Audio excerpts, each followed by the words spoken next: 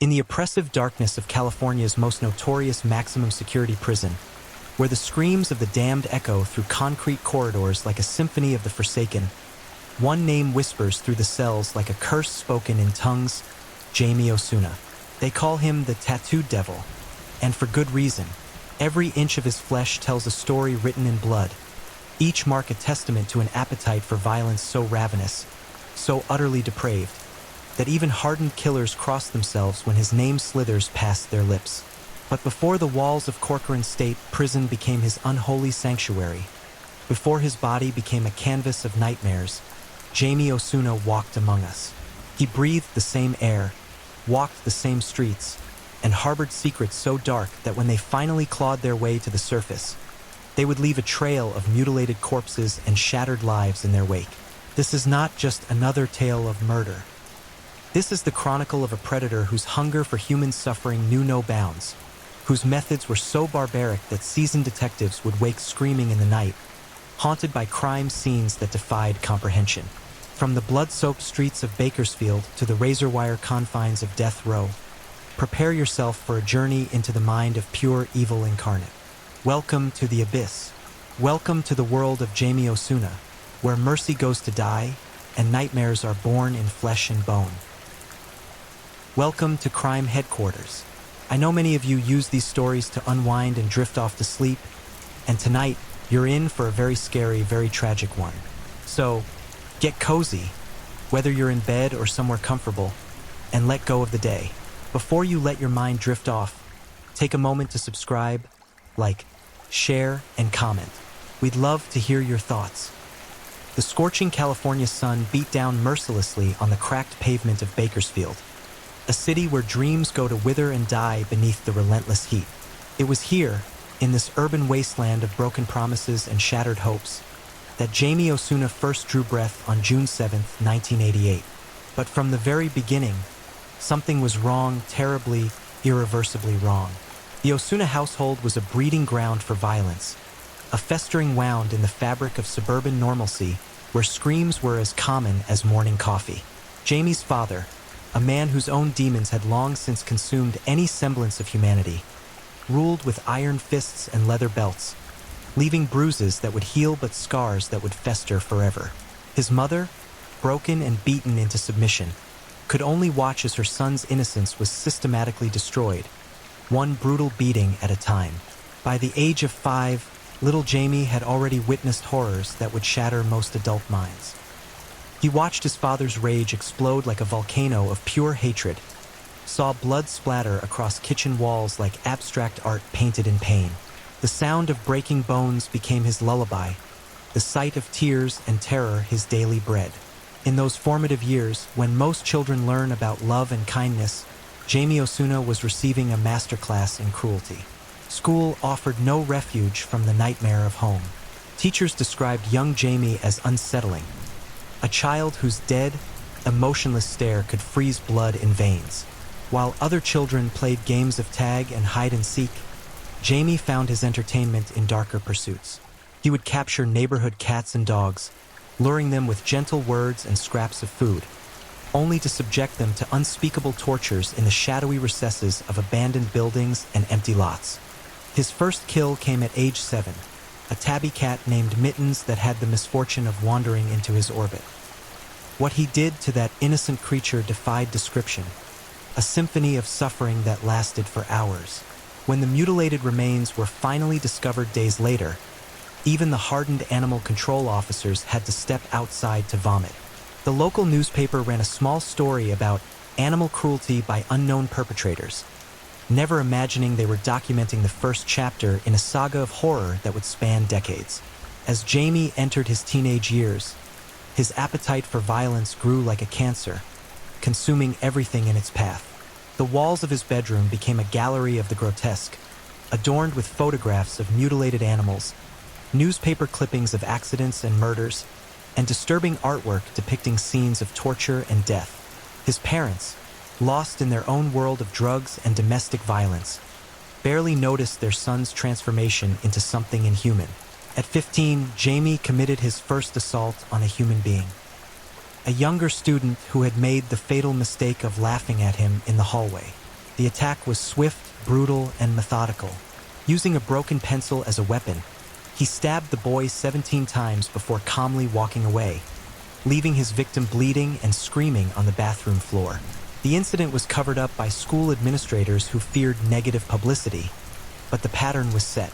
The monster had tasted human blood, and he found it intoxicating. The teenage years that followed were a blur of escalating violence, petty crimes, and psychological manipulation. Jamie learned to wear masks of normalcy, charming his way into the trust of unsuspecting victims before revealing his true nature.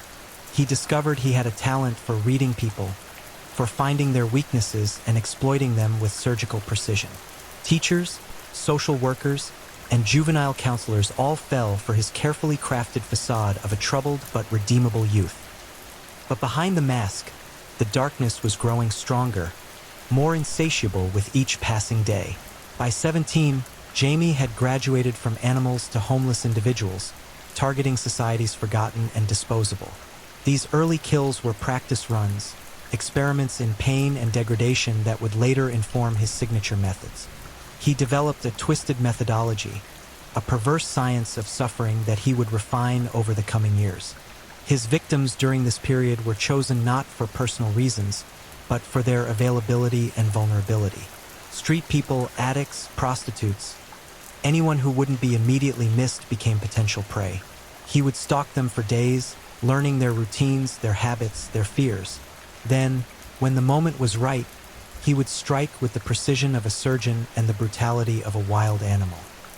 The local authorities began to notice a pattern of disappearances in the homeless community, but with limited resources and little public pressure to investigate the deaths of society's outcasts, the cases went largely unsolved. Jamie had discovered the perfect hunting ground, a population of victims that the world had already forgotten. As his 18th birthday approached, Jamie Osuna stood at a crossroads. He could feel the weight of his accumulated sins, the blood of innocence crying out from the shallow graves he had dug in the desert surrounding Bakersfield. But instead of feeling remorse or seeking redemption, he felt only excitement for what lay ahead. The monster had been born, nurtured, and trained. Now it was time to unleash it upon the world in all its terrible glory.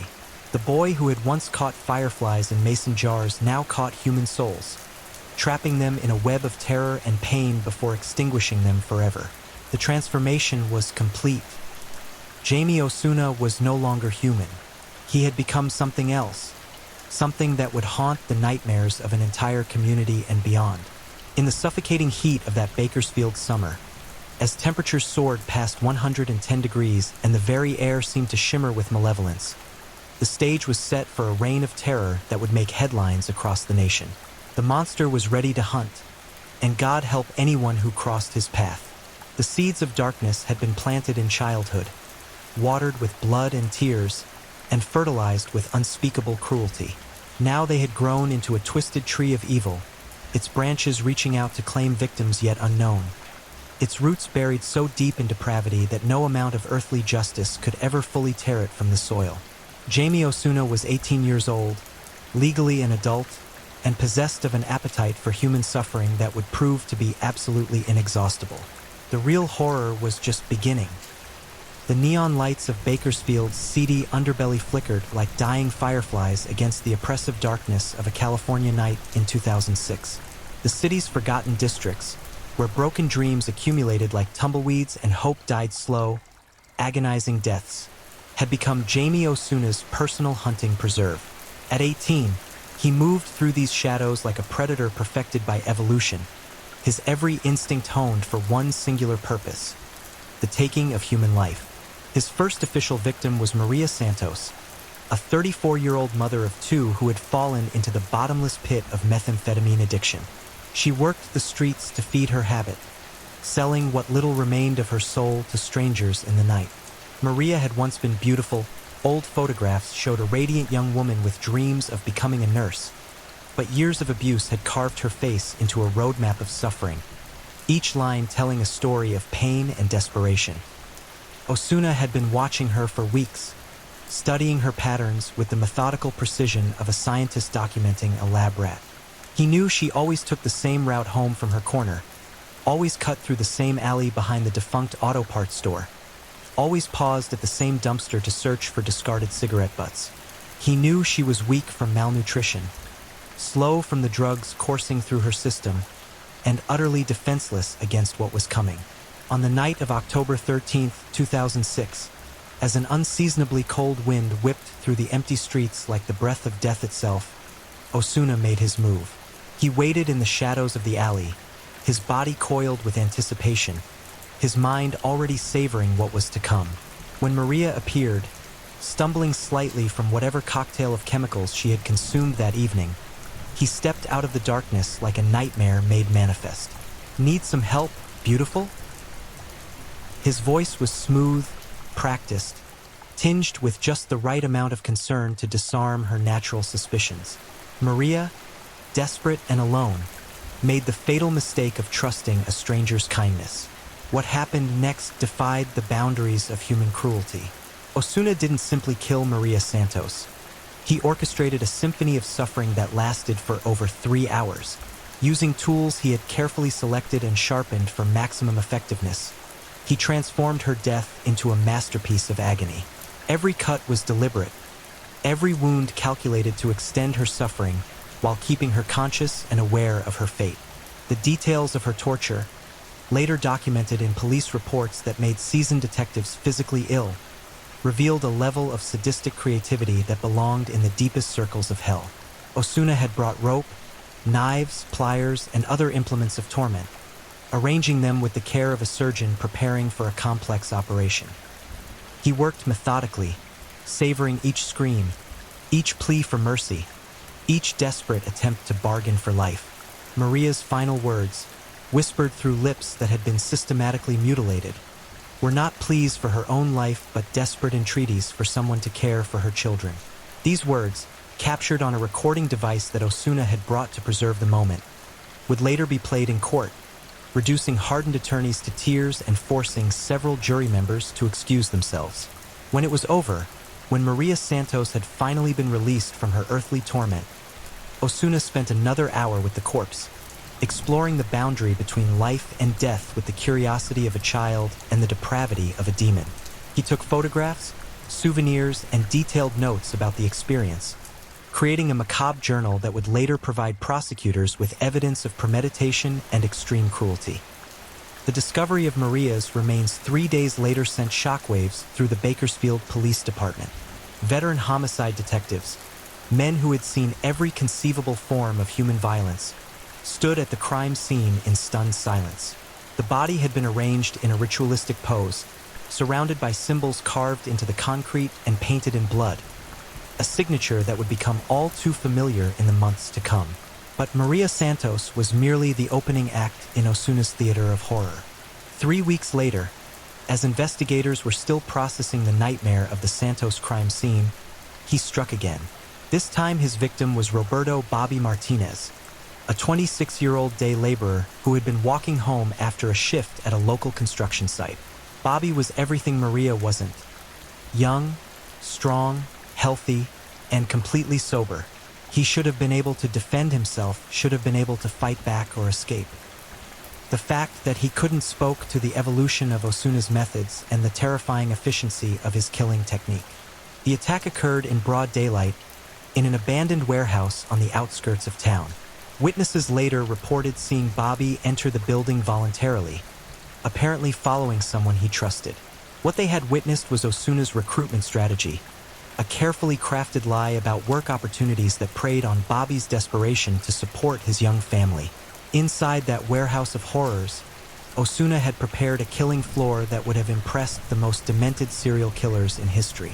He had spent weeks transforming the space into a torture chamber, complete with restraints, tools, and disposal equipment. The concrete floor had been covered with plastic sheeting, the windows boarded up, and the walls soundproofed to muffle the screams that he knew would come. Bobby Martinez died over the course of 6 hours, his life ebbing away in measured increments as Osuna explored new frontiers of human suffering. The killer documented everything, creating a video record of his work that would later be used as evidence but was too disturbing to be shown to anyone not directly involved in the prosecution. The methodical nature of Bobby's murder revealed new aspects of Osuna's psychology. Unlike Maria's killing, which had been driven by opportunism and impulse, Bobby's death was the result of careful planning and preparation. Osuna was learning, evolving, perfecting his craft with each victim. He was treating murder not as a crime of passion, but as an art form to be studied and refined. When Bobby's body was discovered 2 days later by urban explorers, it bore the same ritualistic arrangements as Maria's corpse. The symbols were more elaborate this time, carved with greater precision and arranged in patterns that suggested a developing personal mythology. Osuna was beginning to see himself not just as a killer, but as a dark prophet spreading a gospel of pain and death. The third victim came less than a month later, as if Osuna's appetite was growing stronger with each kill. Jennifer Walsh was a 19-year-old runaway from Oregon who had hitchhiked to California in search of a better life. She had been living in her car, surviving on fast food and the kindness of strangers, when she made the mistake of accepting Osuna's offer of a warm meal and a safe place to sleep. Jennifer's murder represented a quantum leap in Osuna's depravity. He kept her alive for over a week, moving her between different locations to avoid detection while systematically breaking down her will to live. The torture was no longer just physical, it was psychological, emotional, spiritual. He wanted to destroy not just her body but her very essence, to erase everything that made her human before finally granting the mercy of death. The journal entries recovered from Osuna's hiding places revealed his thoughts during Jennifer's captivity. He wrote about her fear, her hope, her gradual descent into madness with the clinical detachment of a researcher and the perverted excitement of a sadist. He documented her attempts to escape, her pleas for mercy, her eventual submission to her fate with the thoroughness of a scholar cataloging a rare specimen. Jennifer Walsh's death marked the end of Osuna's apprenticeship in murder.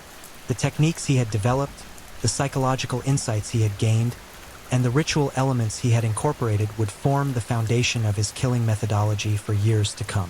He had learned to hunt, to capture, to torture, and to kill with an efficiency that would make him one of the most dangerous predators in California's history. The Bakersfield Police Department, now faced with 3 connected murders of unprecedented brutality, launched the largest manhunt in the city's history. Task forces were formed, federal resources were allocated, and every available detective was assigned to the case. But Osuna had vanished into the shadows, leaving behind only death and terror in his wake. The city held its breath, waiting for the next shoe to drop, praying that the monster had moved on to other hunting grounds.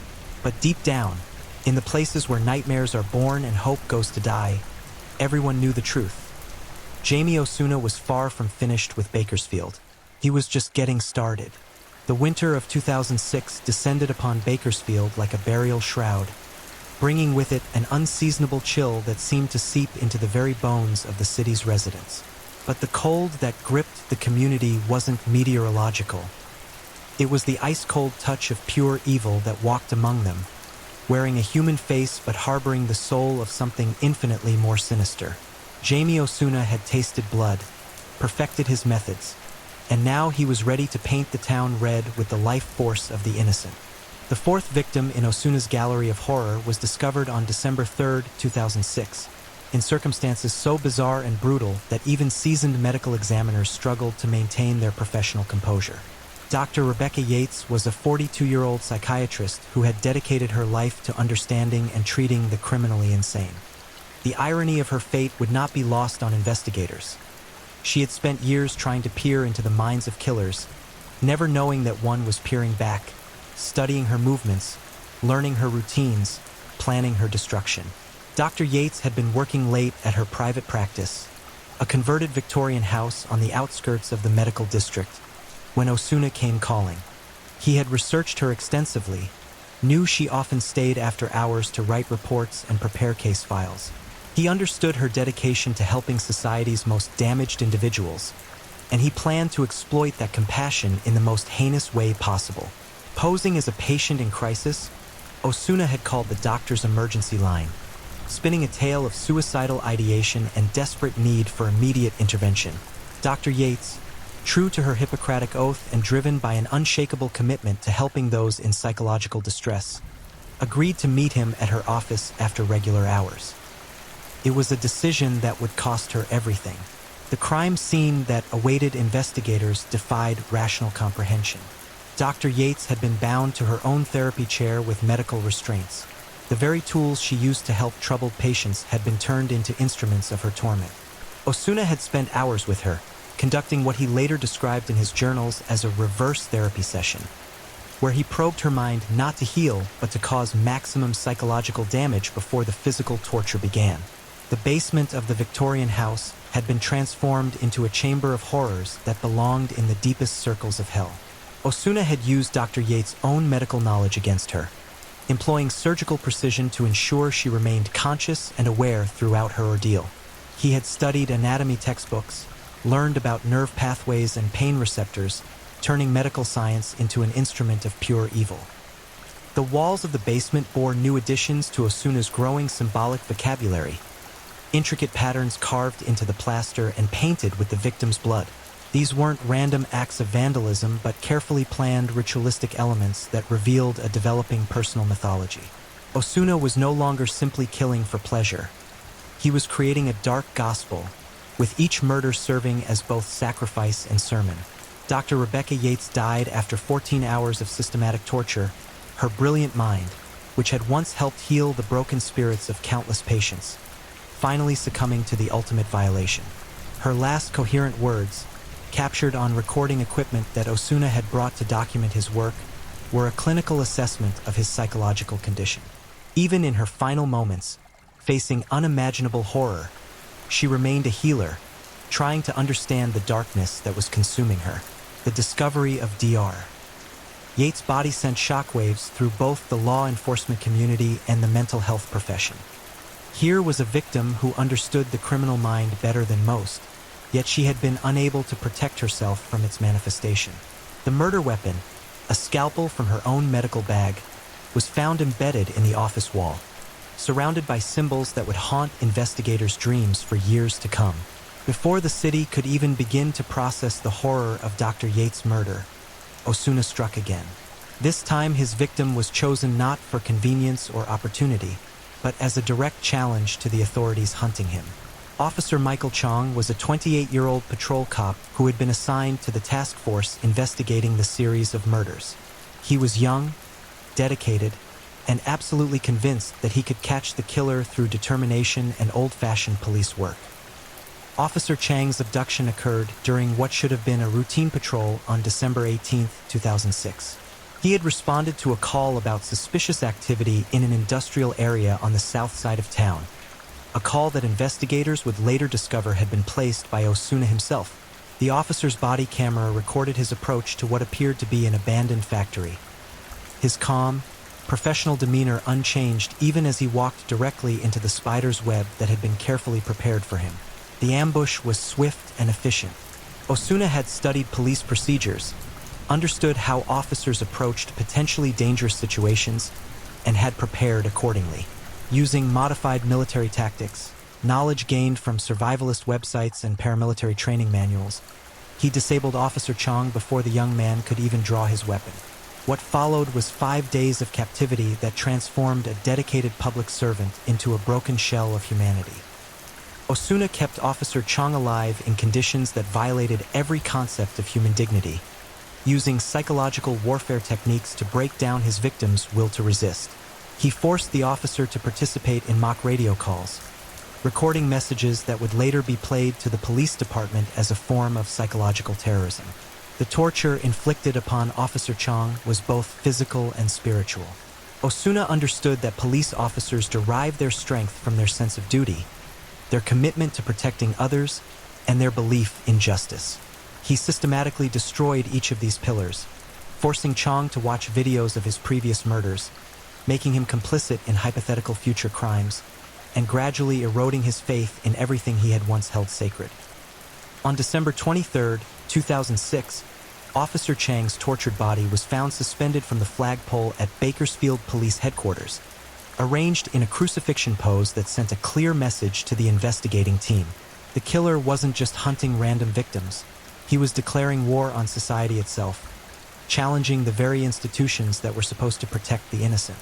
The murder of a police officer escalated the investigation to federal levels, bringing in FBI profilers, forensic specialists, and behavioral analysts from across the country.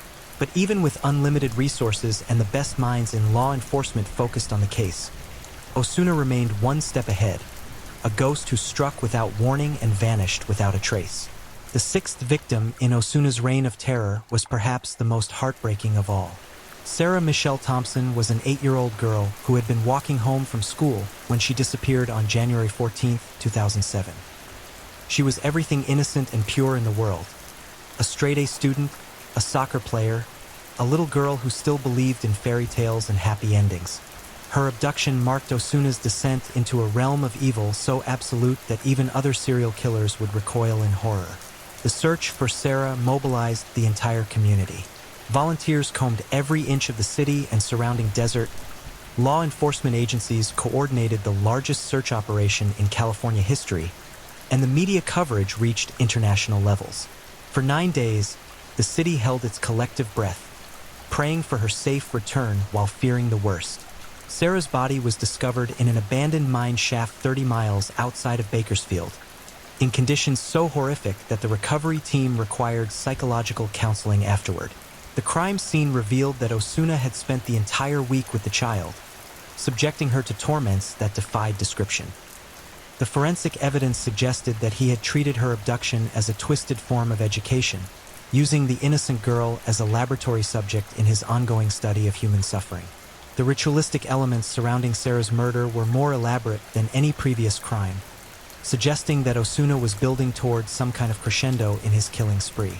The symbols carved into the mine shaft walls formed complex patterns that would later be identified as a bastardized combination of various occult traditions, filtered through Osuna's diseased imagination and given new, more sinister meanings. The death of Sarah Thompson broke something fundamental in the collective soul of Bakersfield. This wasn't just another murder, it was the destruction of innocence itself, the violation of everything pure and good in the world.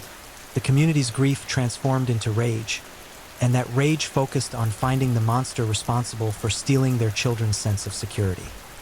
But Jamie Osuna wasn't finished.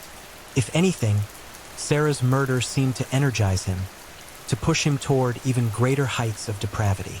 In the weeks that followed, he would claim 3 more victims, each killing more elaborate and ritualistic than the last. The city that had once been his hunting ground was becoming his personal kingdom of darkness, a realm where he ruled through terror and fed on human suffering. The monster had been unleashed, and God help anyone who stood in his path.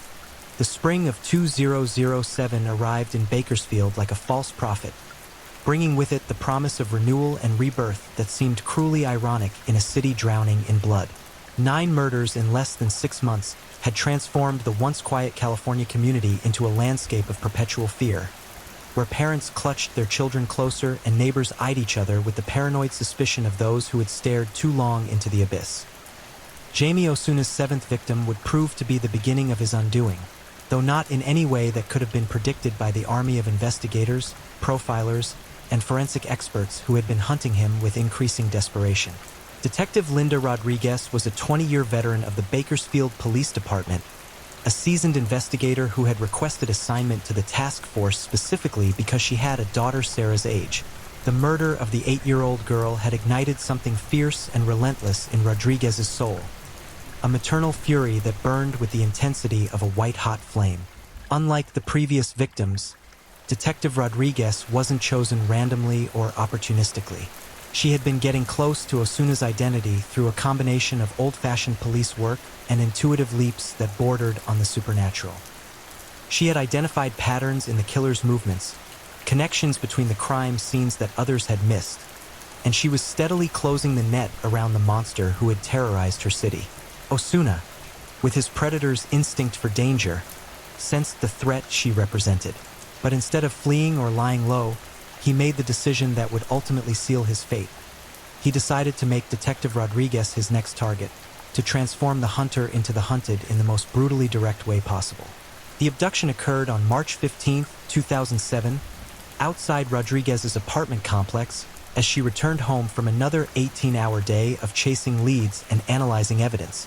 She was exhausted, running on coffee and determination, her guard lowered by fatigue and the false security of being in her own neighborhood. It was exactly the kind of vulnerability that Osuna had learned to exploit with surgical precision. But Detective Rodriguez was not Dr. Yates or Officer Chong. She was a street-smart cop who had survived 2 decades in one of California's toughest cities, and she had been specifically trained in hostage situations and survival techniques. More importantly, she knew exactly who had taken her and what he was capable of, which gave her a psychological advantage that Osuna had never faced before. The abandoned industrial complex where Osuna had prepared his latest torture chamber became the site of a psychological chess match between predator and prey, captor and captive. Rodriguez understood that her survival depended not on physical strength, which she lacked compared to her tormentor, but on mental acuity and the ability to turn Osuna's own psychology against him. For 3 days and nights, she played a deadly game of psychological warfare, using her training as an interrogator to probe Osuna's weaknesses while enduring torments that would have broken most people within hours. She encouraged him to talk about his crimes, to explain his motivations, to reveal details that could later be used as evidence, all while buying time for the massive search operation that she knew would be mobilizing every available resource. Rodriguez's survival strategy was brilliant in its simplicity. She made herself valuable to Osuna by becoming his confessor, the audience for his twisted autobiography. She convinced him that she alone could understand the magnitude of his achievements, the artistic vision behind his murders, the philosophical underpinnings of his personal mythology. She fed his narcissism while secretly memorizing every detail of his confessions. On the 3rd night of her captivity, Rodriguez made her move. Using a combination of police training, desperate innovation, and sheer force of will, she managed to free herself from her restraints during one of Osuna's psychological monologues. The ensuing struggle lasted only minutes, but it was enough. She activated a hidden GPS tracker that the task force had equipped all officers with after Chang's murder. Osuna, realizing that his perfect victim had turned the tables on him, flew into a rage that shattered his carefully maintained facade of control. For the first time in his killing career, he lost his composure completely, abandoning his methodical approach in favor of blind fury. It was this loss of control that would prove to be his ultimate downfall. The SWAT team that breached the industrial complex at dawn on March 18, 2007, found a scene that defied rational description. Detective Rodriguez, battered and broken but alive, was defending herself with a makeshift weapon while Osuna raged around the torture chamber like a caged animal. The arrest was swift and violent. It took 6 officers using tasers and chemical restraints to subdue the killer, who fought with the inhuman strength of someone who knew his reign of terror had come to an end. The evidence recovered from Osuna's various hideouts painted a picture of depravity so complete, so thoroughly documented, that prosecutors would later describe it as the most comprehensive record of serial murder in American criminal history. Thousands of photographs, hours of video recordings, detailed journal entries, and physical souvenirs from each crime created an overwhelming case that left no doubt about the killer's guilt or the extent of his crimes. But the story didn't end with Osuna's capture. If anything, his arrest marked the beginning of a new chapter in his evolution as a harbinger of darkness. The trial, which began in September 2007, became a media circus that attracted international attention and turned the killer into a celebrity among the worst elements of society. During the proceedings, Osuna showed no remorse, no hint of human emotion beyond a barely contained excitement at being the center of attention. He testified in his own defense, describing his crimes in clinical detail while maintaining that he was an artist whose medium happened to be human suffering. His complete lack of empathy, his casual discussion of unimaginable torments, and his obvious pride in his achievements sent chills through everyone in the courtroom. The jury deliberated for less than 4 hours before returning a verdict of guilty on all counts, recommending the death penalty with a unanimity that reflected the community's hunger for ultimate justice. But even as he was sentenced to death, Osuna seemed to view the proceedings as another form of performance art, another opportunity to showcase the philosophical framework he had constructed around his need to cause pain. The transfer to San Quentin's death row in October 2007 should have marked the end of Jamie Osuna's ability to harm innocent people. But the California prison system, already overcrowded and understaffed, was unprepared for a predator of such cunning and remorseless efficiency. Within weeks of his arrival, Osuna had begun to establish himself as a power broker among the condemned, using a combination of intimidation, manipulation, and strategic violence to carve out a position of influence. His cell became a shrine to his crimes, decorated with artwork that depicted his murders in graphic detail and surrounded by correspondence from admirers around the world who viewed him as some kind of dark prophet. Prison officials, horrified by the transformation of his living space into a gallery of horror, repeatedly confiscated his materials, only to discover that he could recreate his disturbing imagery using the most basic supplies: blood, saliva, and makeshift tools fashioned from everyday items. But it was Osuna's effect on his fellow inmates that truly demonstrated his capacity for evil.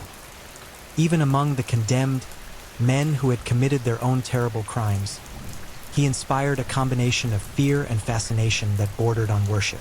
He became a teacher of violence, sharing techniques and philosophies with other killers while slowly building a network of disciples who viewed him as the ultimate practitioner of their dark arts. The murder of his cellmate, Luis Romero, in November 2019, more than 12 years after his original sentencing, showed that imprisonment had done nothing to diminish Osuna's appetite for human suffering. The killing was so savage, so thoroughly planned and executed, that it shocked even the most hardened prison officials. Romero, a convicted child molester, was tortured for hours before finally being decapitated with a makeshift blade fashioned from a broken piece of metal. When guards discovered the scene the next morning, they found Osuna sitting calmly in his cell, covered in blood, with Romero's severed head positioned on the small table like a macabre centerpiece. The walls were decorated with new symbols painted in the victim's blood, and Osuna had used pieces of Romero's body to create a ritualistic arrangement that horrified even veteran corrections officers. The subsequent investigation revealed that Osuna had planned the murder for months, studying his cellmates' habits, identifying vulnerabilities, and preparing weapons and restraints with the same methodical precision he had used in his original killing spree. The prison's security cameras had captured nothing. Osuna had learned the blind spots in their surveillance system and had timed his attack accordingly. The murder of Luis Romero earned Osuna a transfer to Corcoran State Prison, where he was placed in solitary confinement in a specially designed cell that was supposed to prevent any further violence. But even in complete isolation, he continued to exert his malevolent influence, smuggling out letters and artwork that found their way to true crime enthusiasts, satanic cults, and other killers who viewed him as an inspiration. Today, Jamie Osuna remains on death row, his execution repeatedly delayed by legal appeals and the California moratorium on capital punishment. His body has become a canvas for the most disturbing tattoos ever documented in the American prison system. Intricate designs that tell the story of his crimes in graphic detail, each image a testament to his complete rejection of human decency and his embrace of pure evil. The tattoos that cover his flesh from head to toe are not mere decorations but a visual autobiography written in ink and pain. His face bears the most disturbing images, teardrops under his eyes that represent not sorrow but the lives he has taken, symbols carved into his forehead that mirror the ritualistic markings he left at crime scenes, and words and languages both ancient and invented that spell out his twisted philosophy of suffering. His torso has been transformed into a gallery of his greatest hits, detailed depictions of his victims' final moments, anatomically correct renderings of torture techniques, and symbolic representations of the psychological damage he inflicted. Prison tattoo artists, themselves hardened criminals, have refused to work on him after seeing the designs he requested, forcing Osuna to create his body art using improvised needles and inks made from burned plastic and other contraband materials. But perhaps most disturbing of all are the empty spaces on his body, areas of unmarked skin that he has preserved for future artwork. When asked about these blank canvases during a rare prison interview, Osuna smiled with the cold calculation of a predator and whispered that he wasn't finished yet. The implication was chilling. Even from solitary confinement, he was planning future atrocities, future victims whose deaths would earn their place in his gallery of flesh. The psychological evaluations conducted during his imprisonment have revealed a mind so thoroughly corrupted by evil that it defies clinical classification. Dr. Patricia Hoffman, the forensic psychiatrist assigned to his case, described her sessions with Osuna as looking into an abyss so deep and dark that it seems to pull you in.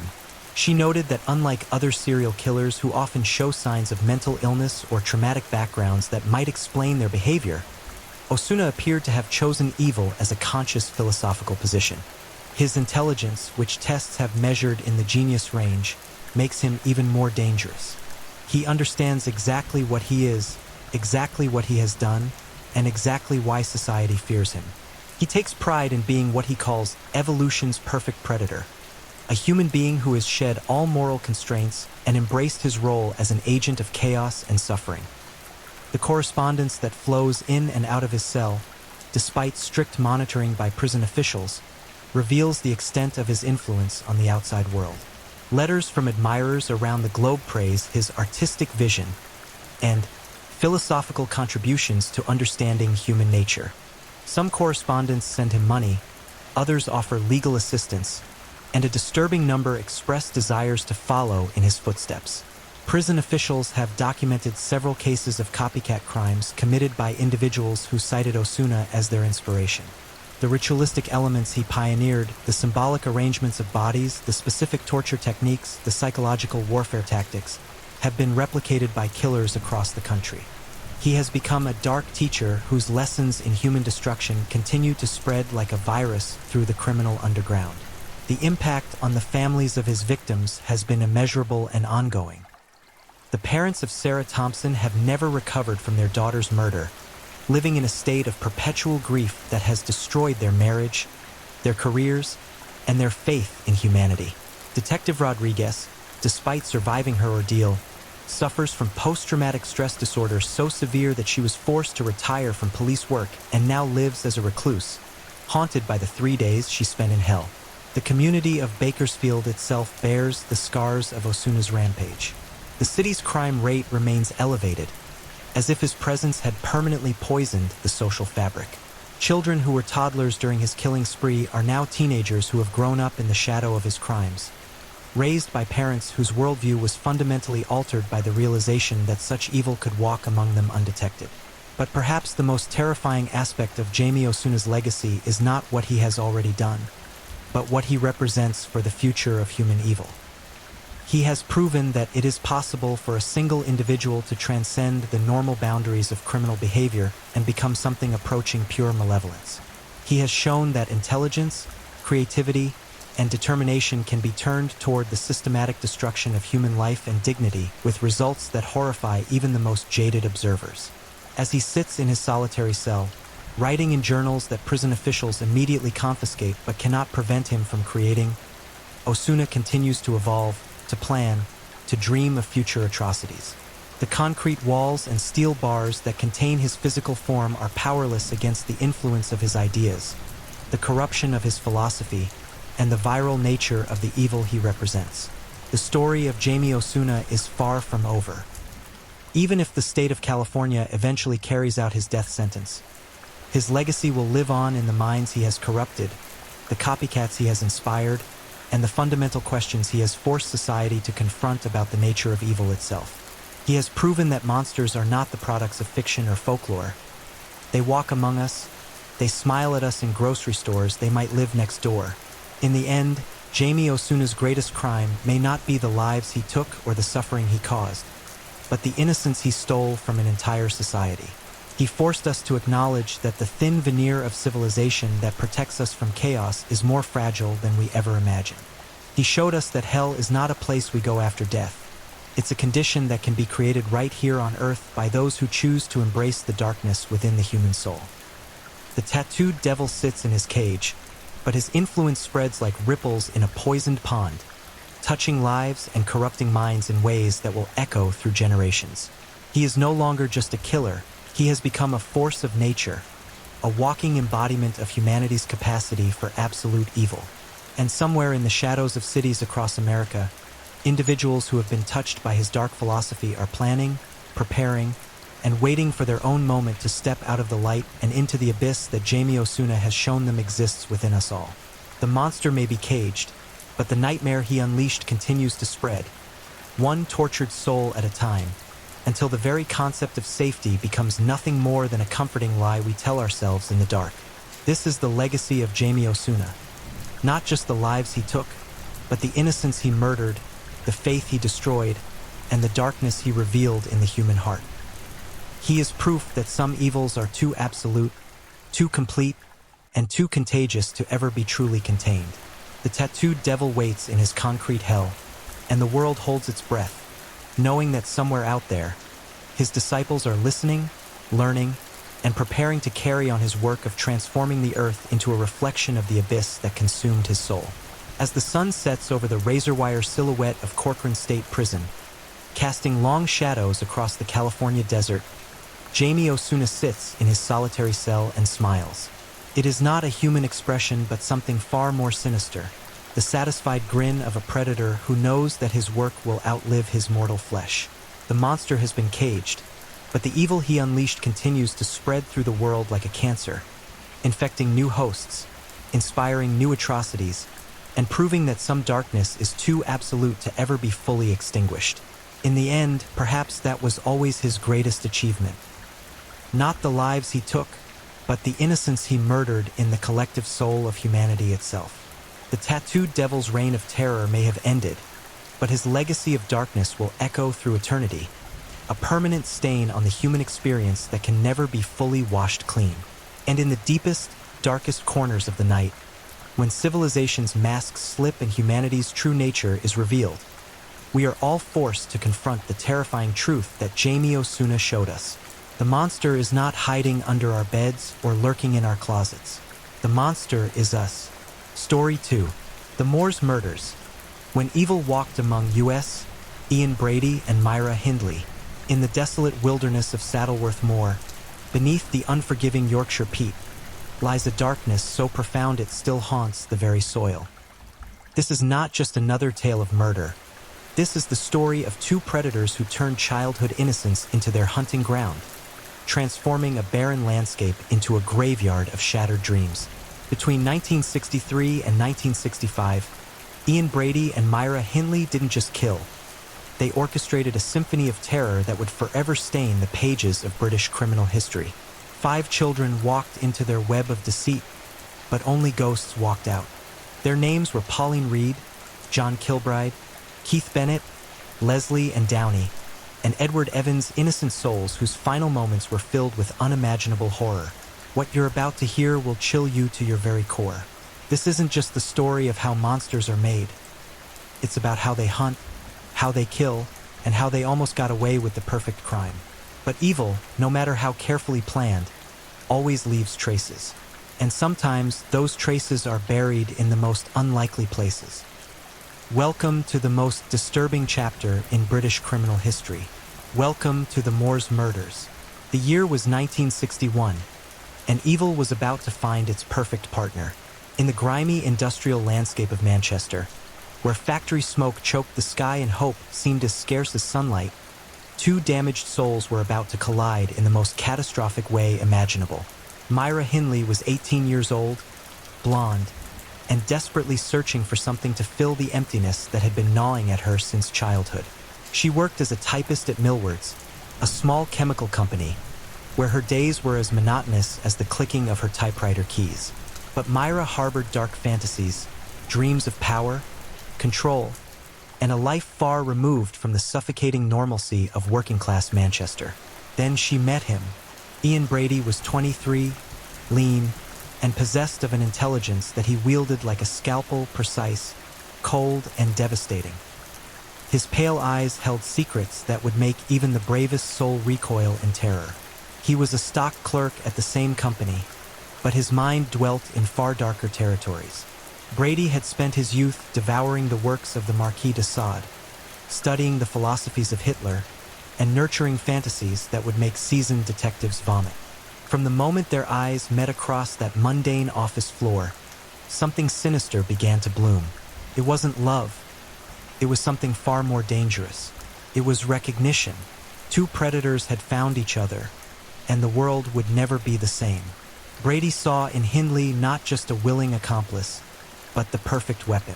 She was attractive enough to lure victims, desperate enough to follow orders, and damaged enough to cross lines that most humans never even approach. Hindley, for her part, was mesmerized by Brady's dark charisma. He represented everything she thought she wanted: danger, excitement, and the intoxicating promise of power over life and death. Their courtship was a masterclass in psychological manipulation. Brady didn't woo Hindley with flowers and chocolates. He seduced her with forbidden knowledge, introducing her to his collection of Nazi memorabilia, his photographs of concentration camps, and his extensive library of torture manuals. He taught her German phrases not for romance, but so she could better appreciate the efficiency of the Third Reich's killing machine. Within months, Hindley had transformed from a typical teenager into something unrecognizable. She bleached her hair platinum blonde, began dressing in leather, and adopted a cold, predatory stare that would become her trademark. But the most chilling transformation was internal. Brady had systematically dismantled her moral compass, replacing it with his own twisted philosophy that human life was meaningless and suffering was entertainment. Their relationship deepened through shared darkness. They would drive out to the moors at night, Brady pointing out isolated locations where screams would never be heard. They photographed each other in grotesque poses among the heather and peat bogs, creating a sick portfolio of their descent into evil. Brady would read aloud from his favorite passages about torture and murder while Hindley listened with rapt attention, her transformation from accomplice to equal participant nearly complete. By 1963, the foundation of their killing partnership was solid as granite. Brady had cultivated in Hindley not just willingness, but enthusiasm for the horrors they were about to unleash. They had graduated from fantasizing about murder to actively planning it, scouting locations, and identifying potential victims. The moors beckoned to them with their endless expanse of isolation. Saddleworth Moor, with its rolling hills and treacherous peat bogs, was the perfect killing ground. The landscape was so desolate that a person could disappear without a trace, swallowed by the earth itself. The wind that constantly swept across the moors would carry away screams, and the acidic peat would consume evidence with methodical efficiency. But they needed victims, and Brady had already identified the perfect hunting ground: the streets of Manchester, where children walked alone and poverty made parents desperate enough to trust strangers. The predators were ready, their killing ground selected, and their methods refined through months of sick preparation. What they created next wasn't just a series of murders. It was a systematic campaign of terror that would traumatize an entire nation. They didn't just kill their victims. They tortured them, photographed their suffering, and recorded their screams. Each murder was a performance, a twisted work of art that they would revisit through photographs and recordings long after their victims' bodies had been buried in the unforgiving moor. The first victim was already in their sights. Pauline Reed, 16 years old, blonde and trusting, had no idea that evil was watching her, studying her routines, and planning her destruction.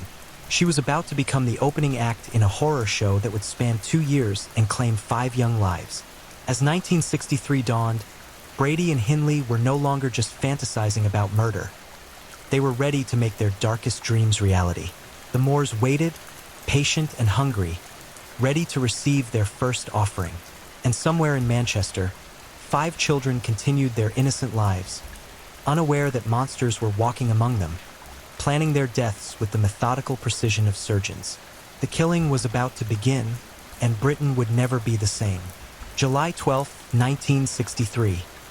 The date that innocence died in Manchester. The evening air was thick with summer heat as 16-year-old Pauline Reed prepared for what should have been a carefree night at the local dance. She was radiant in her pink dress, her blonde hair perfectly styled, her young face glowing with the anticipation that only teenagers possess. She had no way of knowing that evil was already tracking her movements, waiting for the perfect moment to strike. Myra Hindley knew Pauline from the neighborhood. They had grown up on the same streets, attended the same schools. This wasn't random selection. It was calculated predation. Hindley understood that familiarity would lower Pauline's guard, making her the perfect first victim for their inaugural kill. As Pauline walked toward the dance hall, Hindley pulled up in her van, a vehicle that would become synonymous with terror in the months to come. The approach was deceptively simple, almost mundane in its normalcy. Hindley smiled warmly, using the face that neighbors trusted, the voice that parents recognized. "Pauline, what a surprise. Where are you headed?" The conversation that followed was a masterpiece of manipulation. Hindley didn't force or threaten. She cajoled. She convinced. She made murder feel like a favor. She spun a story about needing help finding a lost glove up on Saddleworth Moor, offering to drive Pauline to the dance afterward. The lie was so ordinary, so believable, that Pauline never hesitated. The van door slammed shut with the finality of a coffin lid. As they drove through the darkening streets of Manchester, Brady emerged from his hiding place in the back of the van like a nightmare made flesh. Pauline's scream was the first of many that would echo across those desolate moors, but it was quickly silenced by Brady's hands around her throat. What happened next in that isolated wilderness defies human comprehension.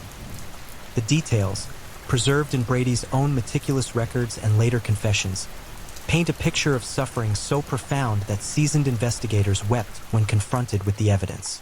Brady didn't just kill Pauline Reed. He orchestrated her destruction with the methodical precision of a scientist conducting an experiment. The torture lasted hours. Brady had brought tools, implements of agony that he had carefully selected and practiced with during their rehearsal visits to the moors. Pauline's final moments were a symphony of pain, each scream carefully orchestrated, each plea for mercy ignored with clinical detachment. Hindley didn't just watch. She participated with an enthusiasm that shocked even Brady. She held the camera, capturing Pauline's terror for their personal collection. She took notes, documenting the victims' responses to different forms of torture. She had become not just an accomplice, but an eager student of murder. When Pauline finally died, her body broken and her spirit crushed, they buried her in a shallow grave carved from the unyielding peat. The moor accepted its first offering silently, the acidic soil beginning its work of concealment and decomposition. But Brady and Hindley weren't finished with their victim. They photographed the burial site from multiple angles, creating a grotesque treasure map of their crime. The killing had awakened something monstrous in both of them. The fantasy had become reality, and the reality was even more intoxicating than they had imagined. Brady described the experience in his journal as transcendent, while Hindley spoke of feeling truly alive for the first time in her life. For months later, they were ready to hunt again. November 23, 1963. John Kilbride was 12 years old, small for his age, with trusting eyes that still believed in the fundamental goodness of the world. He had been to the local cinema with friends, watching a matinee showing that had filled his young mind with images of adventure and heroism. He had no idea that real monsters were waiting for him in the car park outside. The abduction followed the same pattern as Pauline's, but with refinements born from experience. Hindley approached John with the confidence of a predator who had tasted blood. Her story was different this time. She needed help loading some boxes into her van, but the result was the same. Trust became betrayal, assistance became abduction, and another child disappeared into the nightmare that Brady and Hindley had created. John's torture was even more prolonged than Pauline's. Brady had spent months refining his techniques, studying medical texts to understand exactly how much pain a human body could endure before shutting down. He wanted to stretch the experience, to savor every moment of his victim's suffering. The photographs they took of John's final hours were so disturbing that police officers who viewed them required psychological counseling. The images revealed not just the physical torture, but the psychological destruction of a child who couldn't comprehend why this was happening to him. His final words, preserved on tape recordings that Brady kept as trophies, were pleas for his mother. John's burial site was chosen with even greater care than Pauline's. Brady had studied the moor's topography, identifying areas where the peat was deepest and the decomposition process would be most efficient. He was learning, evolving, perfecting his craft with each kill. But the murders were changing them too.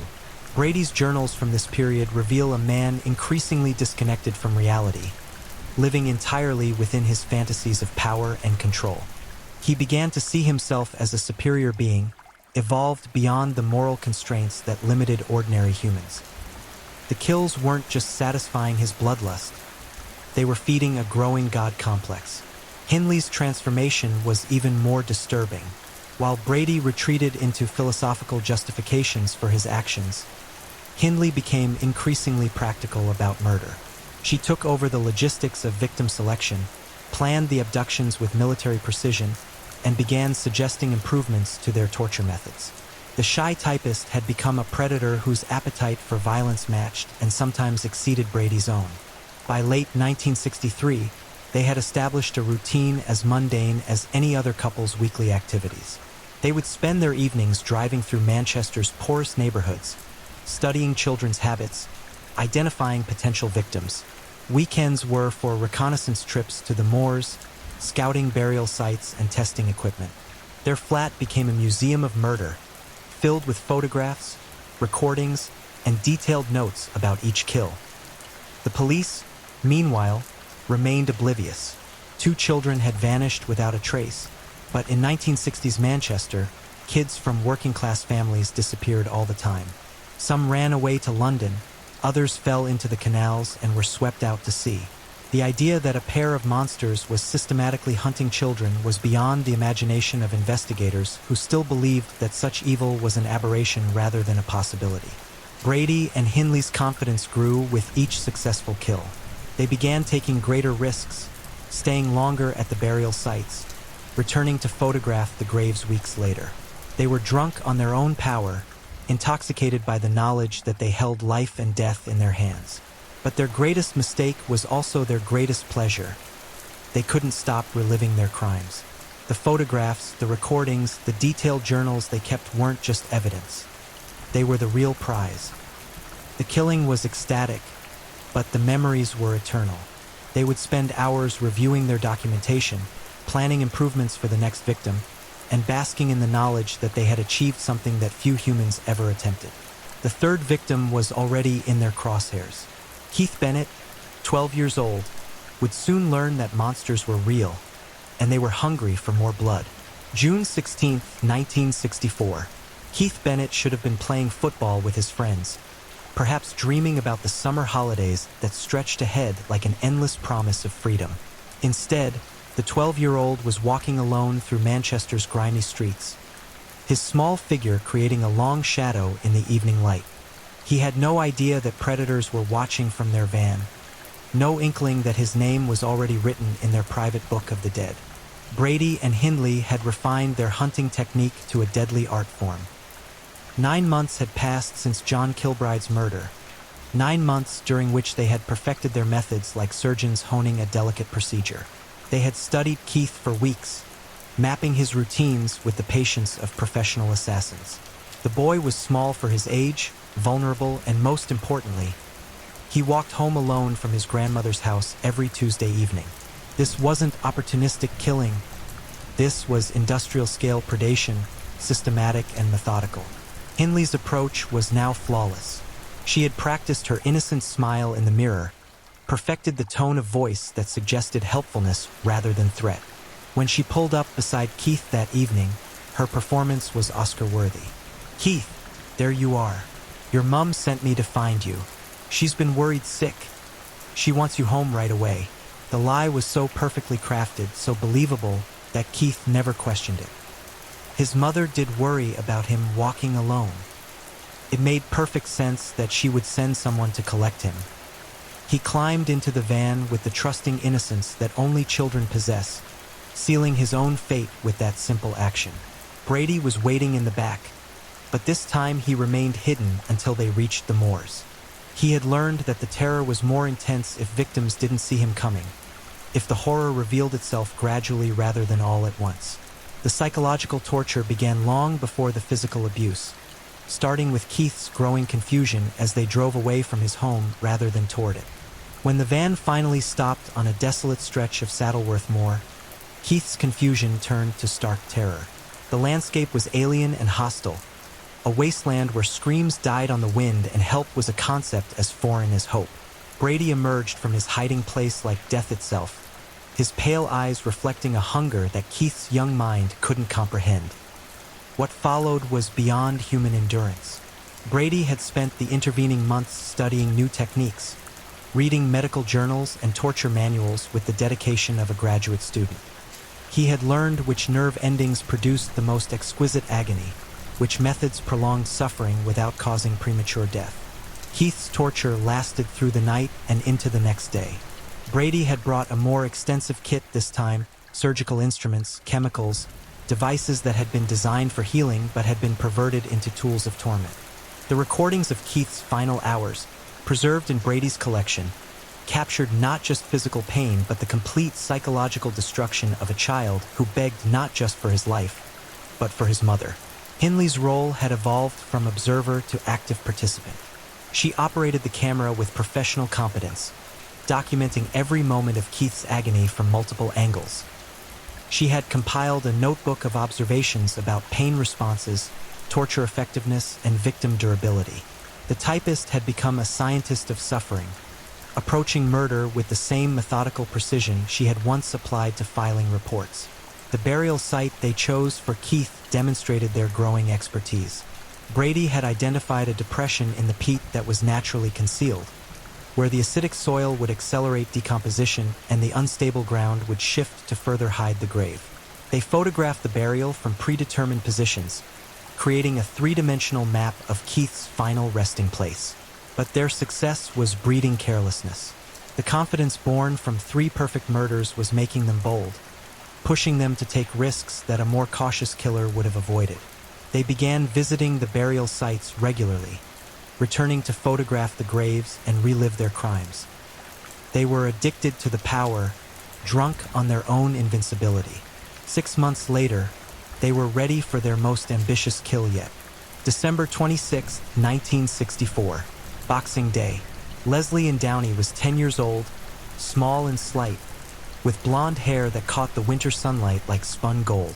She had been visiting a fairground with friends, her pockets full of Christmas money and her heart full of holiday joy. She had no way of knowing that monsters had been watching her, studying her, planning her destruction with scientific precision. The abduction was their most brazen yet. In broad daylight, with witnesses nearby, Hindley approached Leslie with a story about needing help carrying some fairground prizes to her van. The lie was simple, believable, and delivered with such practiced sincerity that no one questioned it. Leslie followed Hindley willingly, even excitedly. After all, helping meant reward, and Christmas had taught her that good deeds brought presents. The van doors closed on Leslie's laughter, trapping her in a nightmare that would surpass even Keith's ordeal in its systematic brutality. Brady's treatment of Leslie revealed a new level of depravity. He had been experimenting with psychological torture, understanding that breaking a victim's mind could be even more satisfying than destroying their body.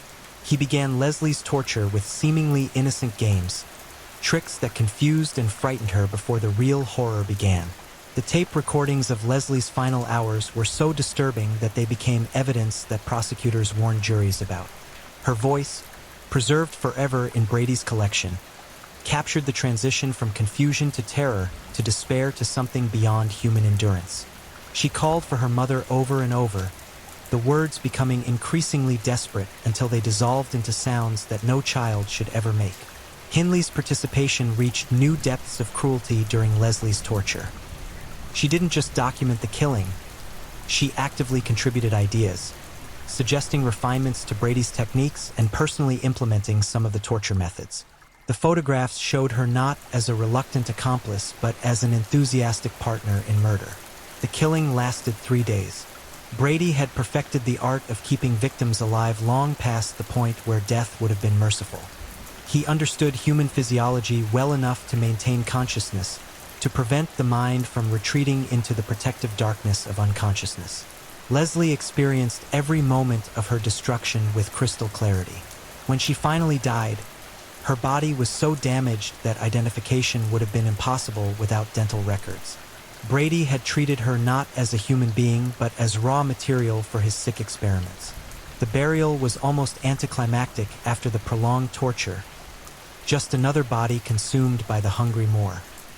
But Leslie's murder had crossed a line that even some hardened criminals found unacceptable.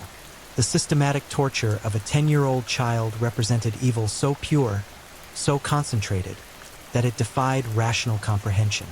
Brady and Hindley had evolved from serial killers into something unprecedented in British criminal history.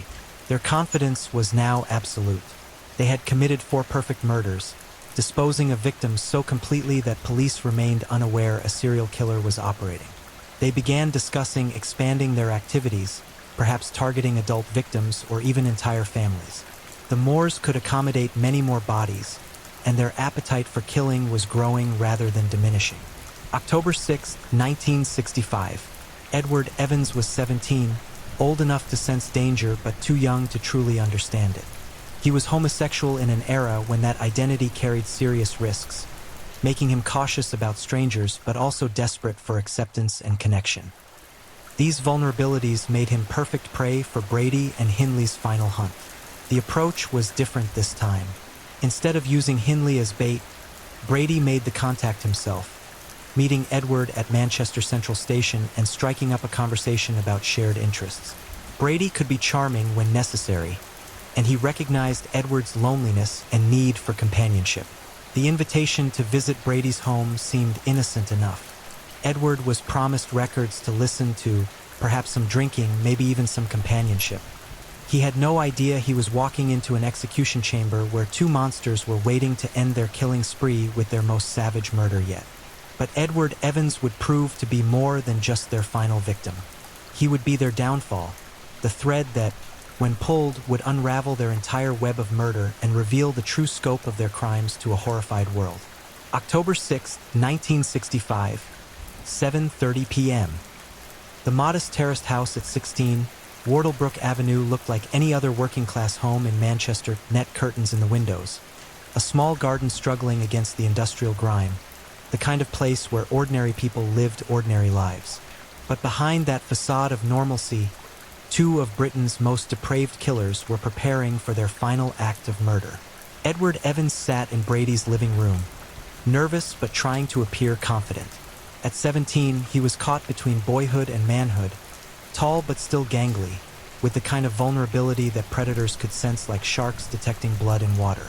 He had accepted Brady's invitation for drinks and conversation, desperate for adult company and acceptance in a world that offered precious little of either to someone like him. Brady moved through his home with the practiced ease of a man completely in control of his environment. Every detail had been planned, every contingency considered. This wasn't going to be like the others. There would be no trip to the moors, no elaborate burial ritual. This killing was personal, intimate, designed to satisfy a different kind of bloodlust. Myra Hindley watched from the kitchen, her pale eyes tracking every movement like a predator studying prey. She had suggested inviting David Smith, her brother-in-law, to witness this murder. It was a catastrophic miscalculation born from overconfidence. They wanted to recruit another accomplice, to expand their circle of corruption. They never considered that not everyone could be transformed into a monster. The evening progressed with agonizing normalcy. Brady played records, poured drinks, made conversation about music and books. But underneath the surface pleasantries, tension was building like pressure in a steam boiler. Edward sensed something wrong but couldn't identify exactly what. The atmosphere felt charged, dangerous, like the air before a thunderstorm. At 9:15 p.m., David Smith knocked on the door. He was young, impressionable, married to Hindley's sister Maureen, and struggling with his own demons of poverty and petty crime. Brady and Hindley had been grooming him for months, sharing their philosophy of violence, testing his reactions to increasingly disturbing conversations. Tonight was meant to be his final initiation. The attack, when it came, was sudden and savage beyond comprehension. Brady didn't just kill Edward Evans. He destroyed him with a ferocity that shocked even Smith, who had seen his share of violence on Manchester's rough streets. The murder weapon was an axe, and Brady wielded it with the skill of a butcher and the enthusiasm of a madman. The first blow caught Edward across the back of his head as he bent to pick up a dropped cigarette. The sound was sickeningly wet, the crack of bone giving way to steel. Edward screamed, a sound so primal and desperate that it seemed to echo from the depths of hell itself. But it was only the beginning. Brady rained blow after blow on Edward's writhing form, each strike accompanied by grunts of exertion and pleasure. Blood splattered across the wallpaper, pooled on the carpet, painted the ceiling in arterial sprays that looked like abstract art created by a madman. This wasn't murder, it was annihilation, the complete physical destruction of another human being. Hindley didn't just watch. She encouraged, shouting instructions and offering suggestions like a coach directing an athlete. Hit him again. Make sure he's dead. Don't let him suffer too long. Her voice was devoid of mercy, empty of any trace of human compassion. She had become something beyond evil, a creature that fed on suffering and thrived on death. David Smith stood frozen in the doorway, his mind struggling to process what he was witnessing. This wasn't the controlled violence he had imagined when Brady spoke about killing. This was a frenzied attack by someone who had completely surrendered to their darkest impulses. Blood continued to flow from Edward's ruined skull long after consciousness had fled, creating patterns on the floor that Smith would see in his nightmares for the rest of his life. When Edward finally stopped moving, the silence was more terrifying than his screams had been. The living room looked like an abattoir, every surface stained with blood and fragments of bone and brain tissue. The smell was overwhelming: metallic blood, released bowels, and underneath it all, the sweet stench of violent death. Brady stood over the corpse, panting with exertion and sexual excitement. His clothes were soaked in blood, his face splattered with gore, his eyes burning with a satisfaction so profound it bordered on religious ecstasy. He had achieved something beyond mere murder. He had become death incarnate, a force of destruction limited only by his imagination. That's how it's done, he told Smith with the casual air of someone who had just demonstrated a new technique for changing a tire. Clean, efficient, final, the perfect kill. But Smith's reaction wasn't what Brady and Hindley had expected. Instead of admiration or excitement, he felt revulsion so complete it threatened to overwhelm his sanity. This wasn't murder as he understood it. This was something beyond human comprehension, an act so depraved that it seemed to tear holes in the fabric of reality itself. The cleanup was methodical, practiced, efficient. Brady and Hindley moved through the gore-soaked room like experienced janitors, wrapping Edward's remains in sheets, scrubbing blood from surfaces, disposing of evidence with the casual competence that came from years of practice. They discussed the murder in clinical terms, analyzing Brady's technique and planning improvements for future kills. Next time, we'll use plastic sheeting, Hindley suggested as she mopped blood from the skirting boards. Easier cleanup, and we can reuse it. The axe worked well, Brady replied, examining the blade for damage. Better than the hammer we used on Keith. More theatrical, more satisfying. Their casual discussion of murder techniques while standing in a room that reeked of violent death finally broke Smith's paralysis. He mumbled something about needing to get home to his wife, backing toward the door while trying not to look at the blood-soaked sheets that contained what remained of Edward Evans. Brady and Hindley let him go, confident that he was now complicit in their crimes. They had witnessed a murder, helped with the cleanup, and failed to report it to police. In their minds, he was now bound to them by shared guilt, another member of their expanding circle of corruption. They were catastrophically wrong. Smith stumbled home through Manchester's empty streets, his mind reeling from what he had witnessed. The images replayed in his head like a film loop, Brady's face contorted with murderous pleasure, Hindley's enthusiastic encouragement, Edward's final screams echoing off blood-splattered walls. This wasn't the criminal partnership he had been promised. This was membership in something that defied human understanding. When he reached home, Smith was physically sick, vomiting until nothing remained but bile and terror. His wife Maureen found him shaking, unable to form coherent sentences, his eyes wide with shock. When he finally managed to speak, the words tumbled out in a torrent of horror and disbelief. "They killed him," he whispered, his voice breaking with the weight of what he had seen. "They killed him with an axe. There was blood everywhere. They enjoyed it. God help me. They enjoyed every second of it." Maureen's first instinct was disbelief. Her sister Myra was certainly no saint. But murder? Ex-murder? It seemed impossible, too extreme even for someone who had always been drawn to dangerous men and violent situations. But Smith's terror was genuine, his shock too profound to be fabricated.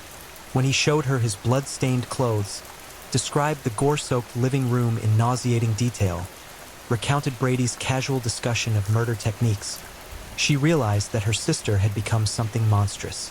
The debate that followed lasted through the night. Should they report what Smith had witnessed? Should they confront Brady and Hindley directly? Should they flee Manchester and pretend they had never seen anything?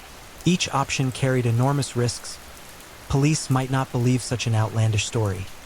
Brady might kill them to protect his secret, or they might be arrested as accomplices after the fact.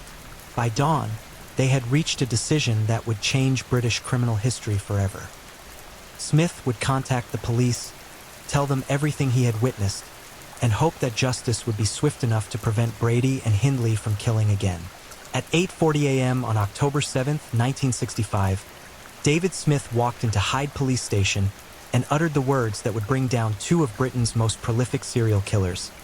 "I want to report a murder." The desk sergeant initially treated it as another domestic dispute, the kind of minor violence that plagued Manchester's working-class neighborhoods every weekend.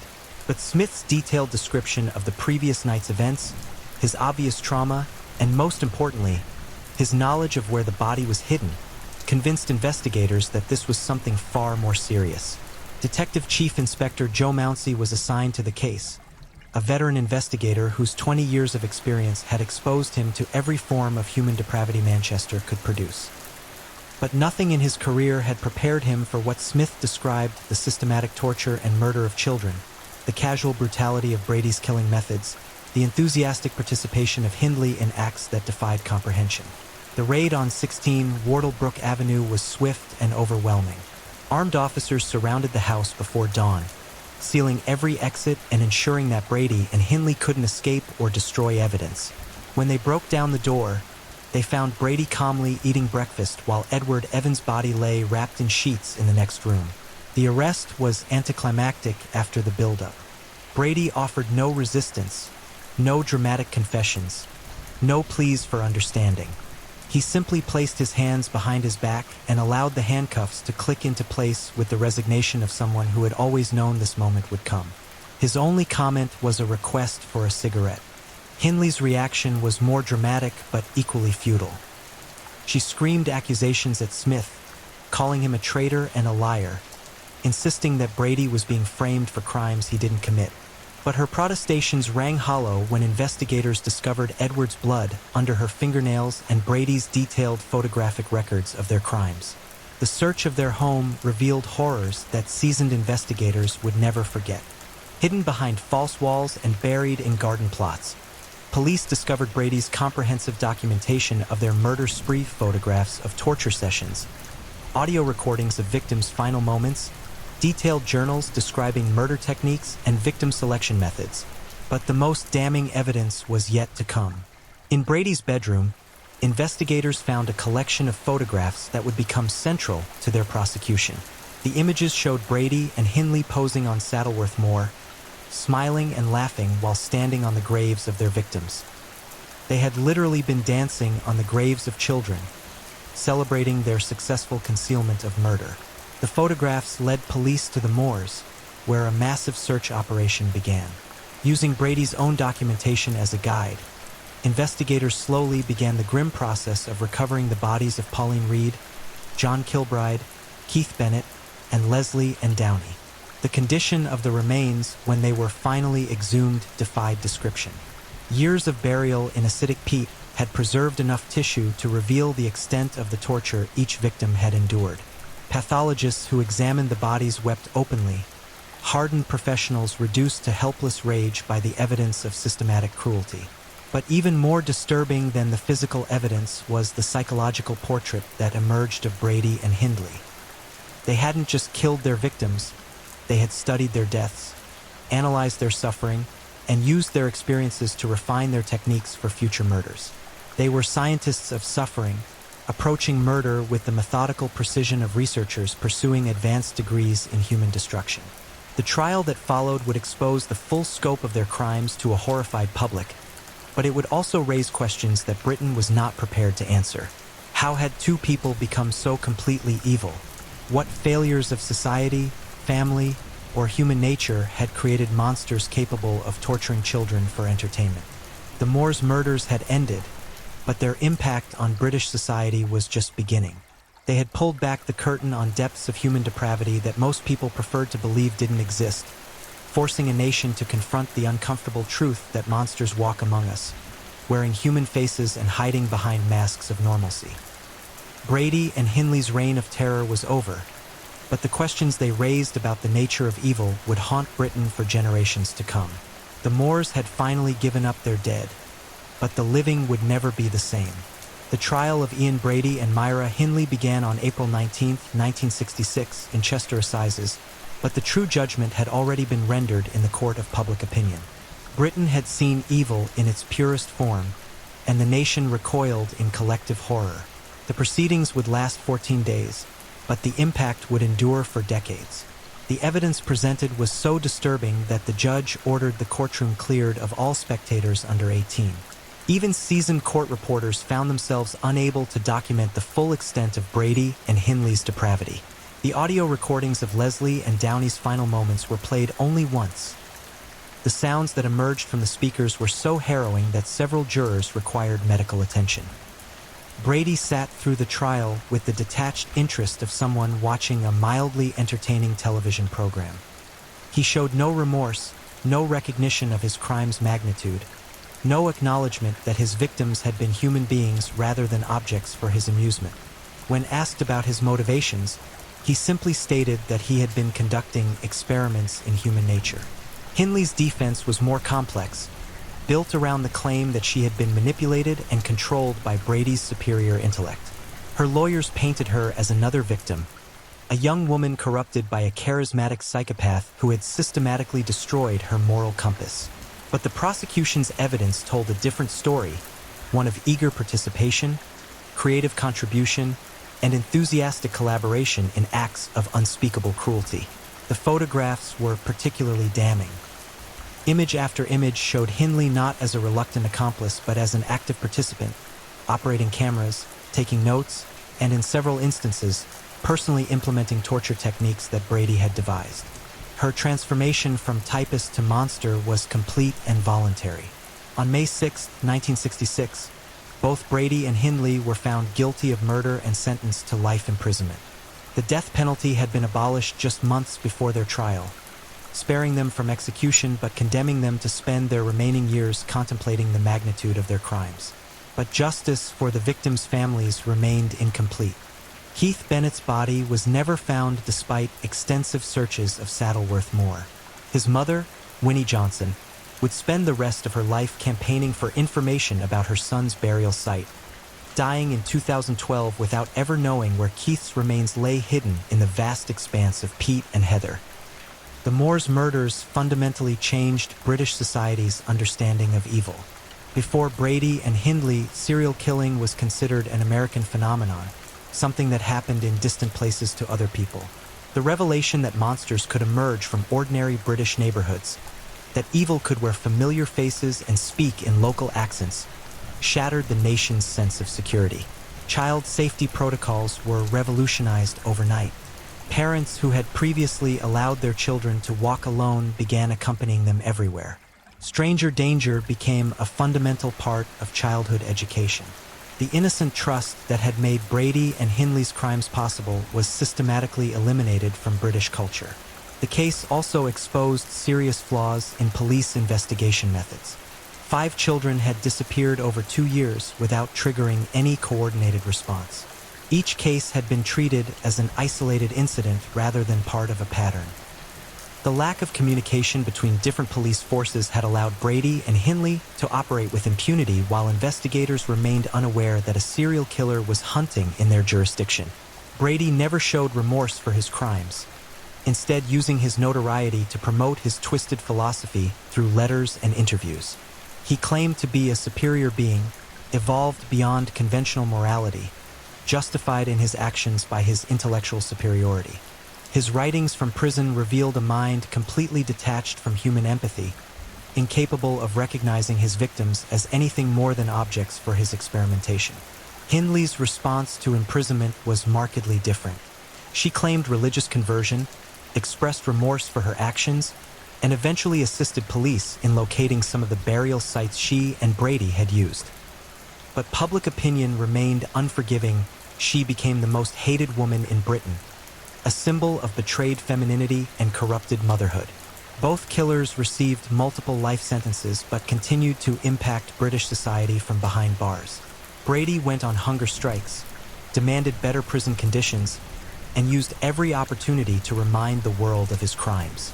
Hindley launched repeated appeals for parole, claiming rehabilitation and religious redemption, but each application was met with overwhelming public opposition. The victims' families never found peace. Parents who had lost children to Brady and Hindley's depravity struggled with grief so profound it defied description. Some found solace in campaigning for victims' rights, others retreated from public life entirely. The survivors' siblings, friends, classmates of the murdered children carried psychological scars that lasted lifetimes. Detective Chief Inspector Joe Mounsey, who led the investigation, later described the case as the defining moment of his career. He had seen humanity's capacity for evil in its most concentrated form, and the experience changed him fundamentally.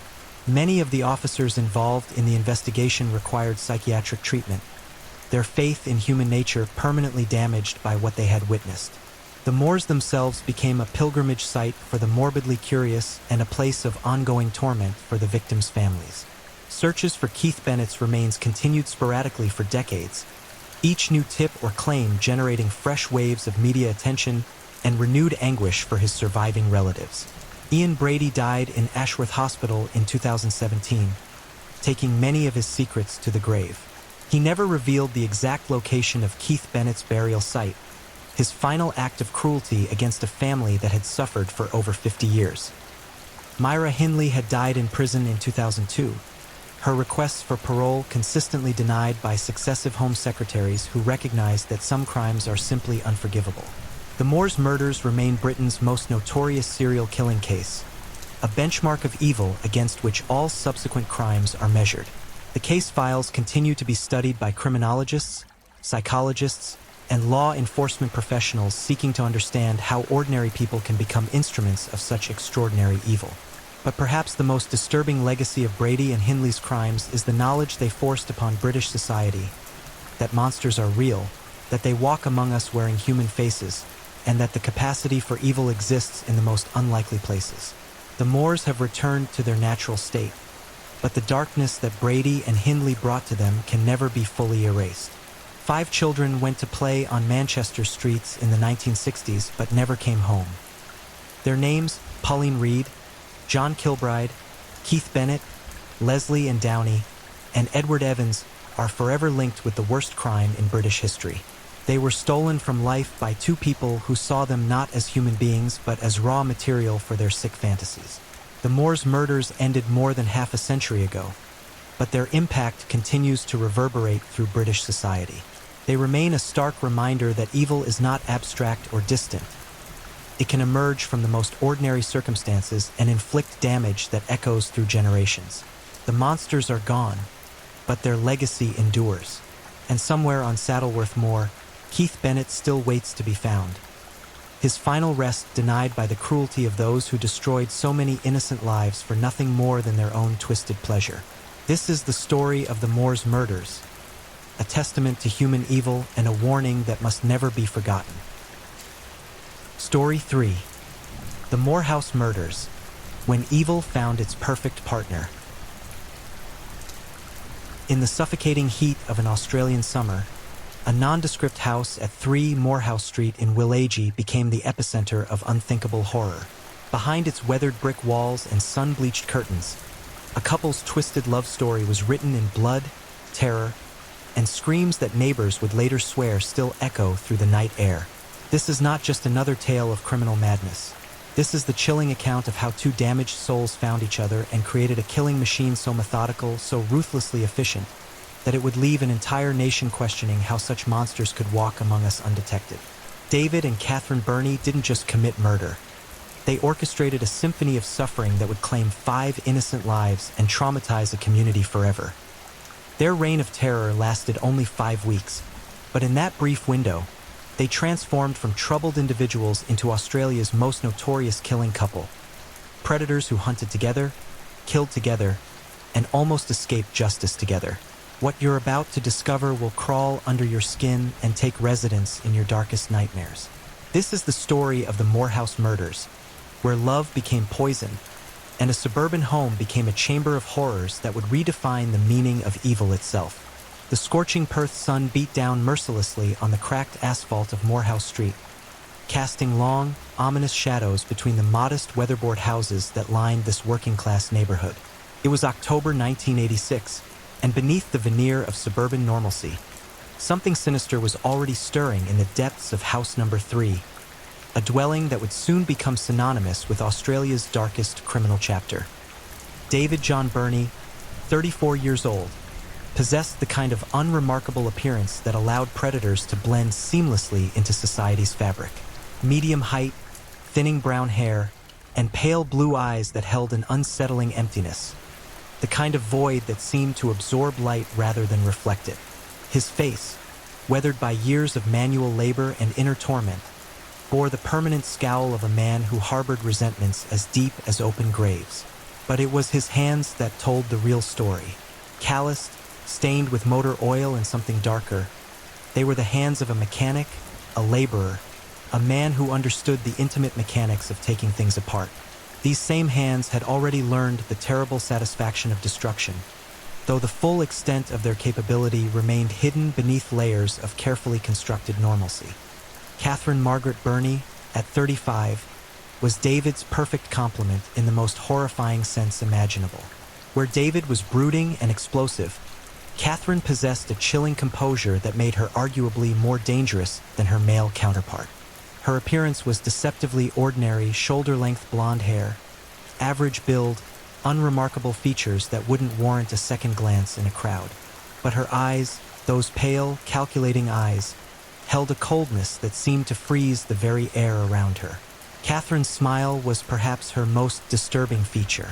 It never quite reached her eyes, creating a disconnect that triggered some primal warning system in those unfortunate enough to witness it.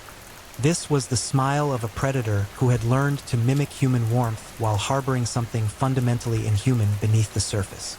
The couple's relationship had begun in the most unlikely of circumstances. Childhood sweethearts who had reconnected after years of separation, failed marriages, and accumulated psychological damage.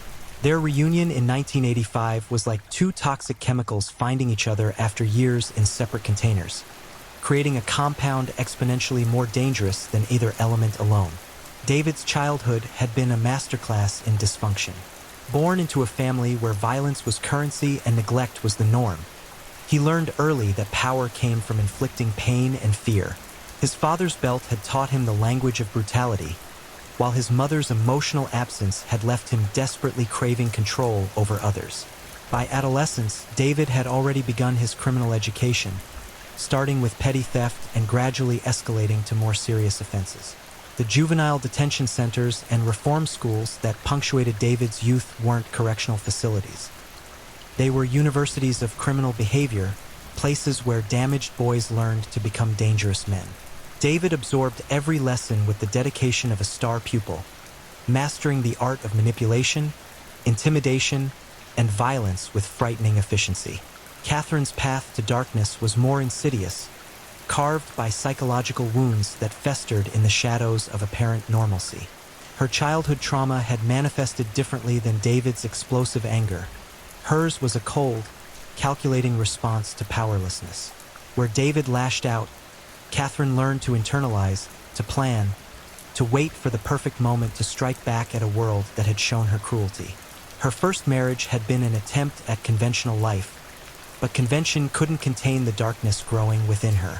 The birth of her children should have awakened maternal instincts, but instead, it seemed to highlight her fundamental disconnect from normal human emotions. Catherine was playing a role, mimicking the behaviors she observed in other mothers while feeling nothing but a hollow echo where love should have resided. When David and Catherine reunited, it was as if two halves of the same nightmare had finally found completion. Their relationship wasn't built on love in any recognizable sense. It was constructed from shared resentment, mutual enabling, and a growing appetite for transgression that fed on itself like a psychological cancer. The house at 3 Morehouse Street became their laboratory of horror. From the outside, it appeared unremarkable. A standard post-war brick veneer home with a small front yard and narrow driveway. The neighbors saw nothing unusual in the couple who had moved in together, just another pair of middle-aged Australians trying to make ends meet in Reagan-era Perth. But inside those walls, David and Catherine were conducting experiments in human nature that would have horrified the most seasoned criminal psychologists. They were testing boundaries, pushing limits, seeing how far they could venture into darkness before something stopped them. The terrifying answer, as events would prove, was that nothing would stop them except their own eventual mistake. The transformation didn't happen overnight. Like all monsters, David and Catherine evolved gradually, their inhibitions eroding like coastal cliffs under relentless waves. Small acts of cruelty became stepping stones to larger ones. Fantasies shared in whispered conversations became plans sketched out with frightening detail. David's mechanical aptitude, honed through years of working on engines and machinery, began to serve a darker purpose. He started modifying the house, creating spaces that could muffle sound, installing locks that couldn't be opened from the inside, preparing their home for activities that demanded absolute privacy. Catherine, meanwhile, used her feminine appearance and disarming smile to perfect the art of luring victims, a skill that would prove devastatingly effective. Their first experiments were with willing participants, individuals from Perth's underground scene who were drawn to the couple's increasingly extreme sexual practices. But David and Catherine quickly discovered that consensual encounters couldn't satisfy their growing hunger for complete control. They needed victims who truly were powerless, people who would beg, plead, and suffer in ways that voluntary participants simply wouldn't. The psychological profiles that would later emerge painted a picture of two individuals who had found in each other the perfect enabler for their darkest impulses. David provided the physical intimidation and explosive violence that Catherine craved to witness, while Catherine offered the cold calculation and strategic thinking that gave David's rage direction and purpose.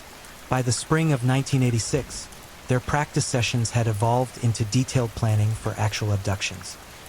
They studied potential victims like predators studying prey, learning patterns, identifying vulnerabilities, calculating risks with the methodical precision of military strategists planning a campaign. The neighbors of Morehouse Street continued their daily routines, unaware that two of Australia's most dangerous predators were living among them, preparing for a killing spree that would shock the nation. Children played in nearby yards while David and Catherine finalized their preparations for what they privately referred to as the game, a sick euphemism that revealed just how thoroughly they had dehumanized their future victims.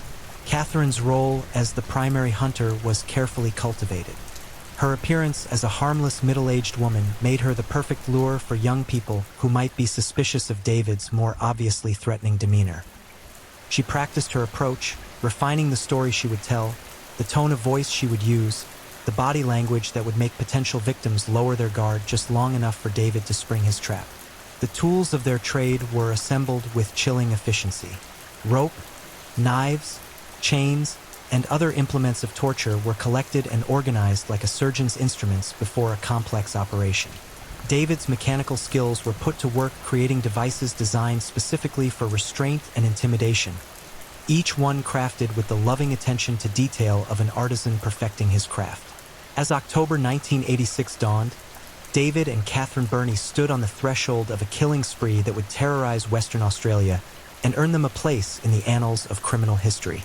They had spent months preparing, planning, and psychologically conditioning themselves for what was to come. The stage was set, the players were in position, and the nightmare was about to begin.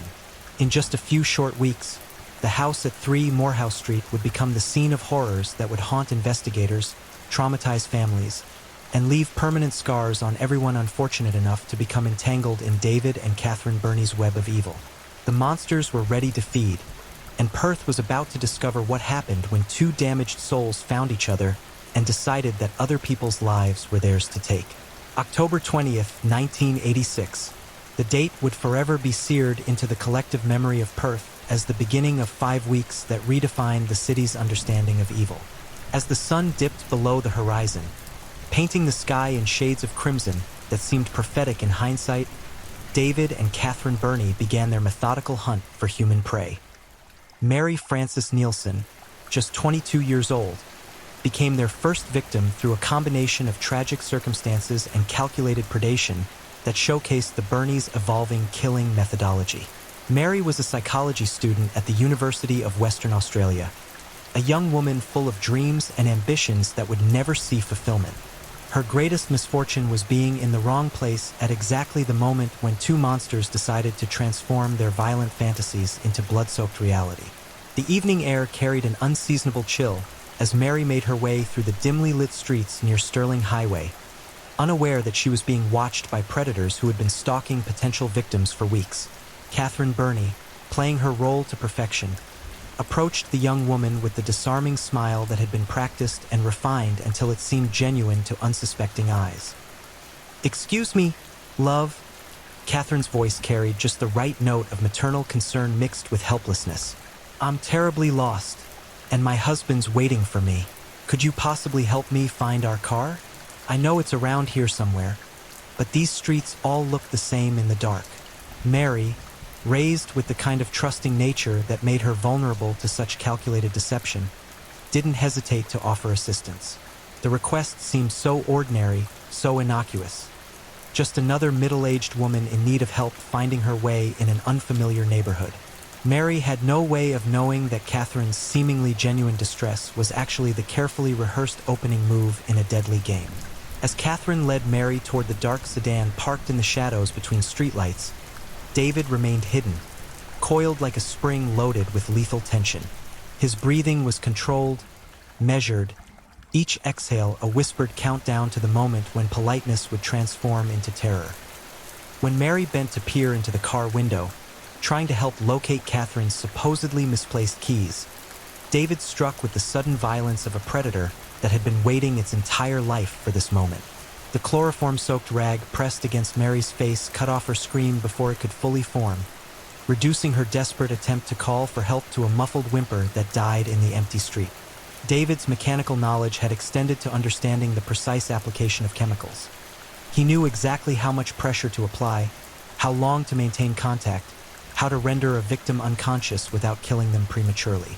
Mary's body went limp with terrifying swiftness, her limbs losing their strength as consciousness fled like water through opened fingers.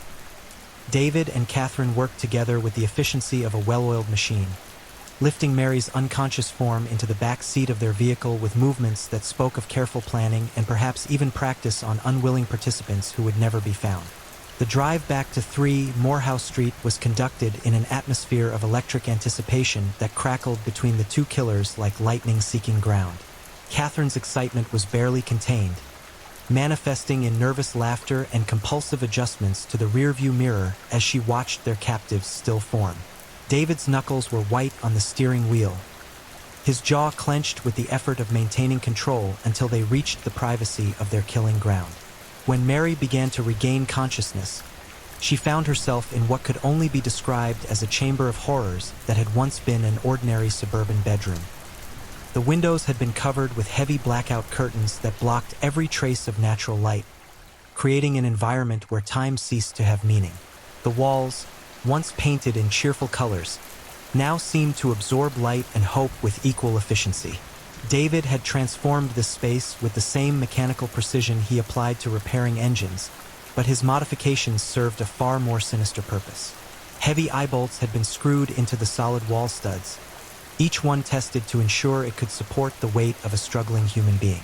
Lengths of chain and rope were arranged with the careful organization of a surgeon's instruments, each implement selected for its specific function in the ordeal to come. Mary's terror when she fully grasped her situation was a living thing, a creature of pure horror that fed on her growing awareness of just how helpless she had become. The restraints that bound her had been applied with expertise that spoke of careful study and perhaps previous practice. Every attempt to struggle only served to tighten the bonds, creating a psychological feedback loop that transformed hope into despair with ruthless efficiency. Catherine's role during Mary's captivity revealed the true depth of her psychological corruption. While David provided the physical intimidation and brutal violence, Catherine served as a psychological torturer whose cruelty was perhaps even more disturbing. She would sit beside Mary for hours, speaking in conversational tones about everyday topics while ignoring the young woman's tears and desperate pleas for mercy. "You're going to die here," Catherine would say with the same casual tone someone might use to discuss the weather. "David's going to kill you, probably tomorrow, maybe the day after. But don't worry about that now. Tell me about your family. Do they know where you are? Are they looking for you yet?" The psychological torture was every bit as calculated as the physical abuse. Catherine understood instinctively that breaking Mary's spirit was as important as breaking her body, that true power came from reducing another human being to a state of complete psychological submission. She studied Mary's reactions like a scientist observing lab specimens, learning which words caused the most pain, which threats produced the most satisfying displays of terror. David's sexual violence was brutal and methodical, conducted with the same systematic approach he brought to mechanical repairs. But it was Catherine's presence during these assaults that added an extra dimension of horror to Mary's ordeal. Catherine didn't just watch. She participated, offering suggestions, providing encouragement, treating the systematic destruction of another human being as entertainment. For 4 days, Mary Nielsen endured torments that would have broken most people within hours. But her strength and determination to survive seemed only to fuel her captors' excitement. Each day brought new horrors, new degradations, new demonstrations that she was completely at the mercy of people who had long since abandoned any pretense of humanity. David's method of murder, when he finally decided Mary had outlived her usefulness, was conducted with the same cold efficiency that characterized everything about the Bernie's operation. The nylon rope around Mary's neck was applied with mechanical precision.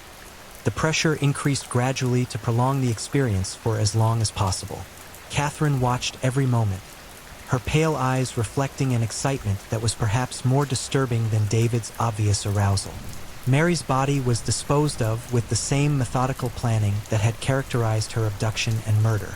David had already selected the location, a remote section of the Wanneroo pine plantation where the sandy soil would make digging easier and the thick tree cover would prevent discovery. The couple worked together in the pre-dawn darkness, their movements coordinated like dancers who had rehearsed their routine countless times. But Mary Nielsen was only the beginning. David and Catherine had discovered something during those 4 days of torture and murder that would prove more addictive than any drug: the intoxicating rush of absolute power over another human being. They had tasted the ultimate transgression and found it as sweet as they had imagined in their darkest fantasies. Susanna Candy, 15 years old, became their second victim less than 2 weeks later. Her youth made her an even more vulnerable target, and Catherine's maternal appearance proved devastatingly effective in luring a teenager who was naturally suspicious of strangers, but programmed by society to trust middle-aged women. The abduction followed the same pattern as Mary's, but with refinements born of experience. Catherine's story was more polished, her performance more convincing. David's timing was more precise, his application of the chloroform more efficient. They were learning, evolving, becoming more dangerous with each successful hunt. Susanna's ordeal was even more prolonged and brutal than Mary's, as if the Bernies were trying to top their previous performance. The psychological torture was more sophisticated, the physical abuse more creative, the sexual violence more degrading. Catherine had learned from observing Mary's responses and now knew exactly which buttons to press to maximize her victim's suffering. The disposal of Susanna's body was conducted with the same methodical efficiency, but David was already planning improvements to their methodology. He was thinking like an engineer, analyzing each step of the process for potential enhancements, ways to reduce risk while maximizing the psychological satisfaction they derived from their crimes. By November, David and Catherine Burney had established a killing rhythm that would claim 3 more lives before their nightmare reign finally ended. They had transformed murder into a systematic operation, complete with standard procedures, refined techniques, and continuous process improvements that made each subsequent crime more efficient than the last. Perth was beginning to notice that young people were disappearing with disturbing frequency, but the police had not yet connected the dots to realize they were dealing with a pair of serial killers. The Bernies operated in the shadows between investigations, always staying one step ahead of law enforcement through careful planning and an understanding of how the system worked. The house at 3 Morehouse Street had become a machine for consuming lives, operated by 2 people who had discovered their true calling in the systematic destruction of innocence. And they were just getting started. November 1986 brought with it an unseasonable warmth that seemed to mock the growing chill of fear spreading through Perth streets. David and Catherine Burney had perfected their hunting technique to a terrifying science, and their appetite for human suffering had grown with each successful kill. The house at 3 Morehouse Street hummed with malevolent energy, its walls now saturated with the psychic residue of unspeakable acts. Nolene Patterson, 31 years old, became their 3rd victim on November 1st, proving that the Bernies' appetite extended beyond young women to any vulnerable target who crossed their path. Nolene was different from their previous victims. Older, more worldly, with a street-smart awareness that should have protected her from the kind of crude deception that had ensnared Mary and Susanna. But Catherine Burney had been studying, learning, evolving her technique with the dedication of a method actor preparing for the role of a lifetime. She had analyzed the weaknesses in her previous performances and made adjustments that transformed her from merely convincing to absolutely lethal in her ability to disarm suspicion. The encounter began outside a hotel in Fremantle, where Nolene had been enjoying what should have been an ordinary Friday night with friends. Catherine approached her in the parking lot, this time adopting the persona of a desperate woman whose husband had been injured in a car accident nearby. The story was more elaborate than her previous lures, complete with manufactured tears and trembling hands that seemed to substantiate her distress. "Please, you have to help me." Catherine's voice carried authentic-sounding desperation that would have convinced seasoned actors.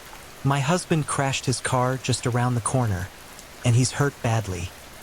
I don't have a phone and I can't drive. Could you possibly come with me? I'm so scared he might be dying."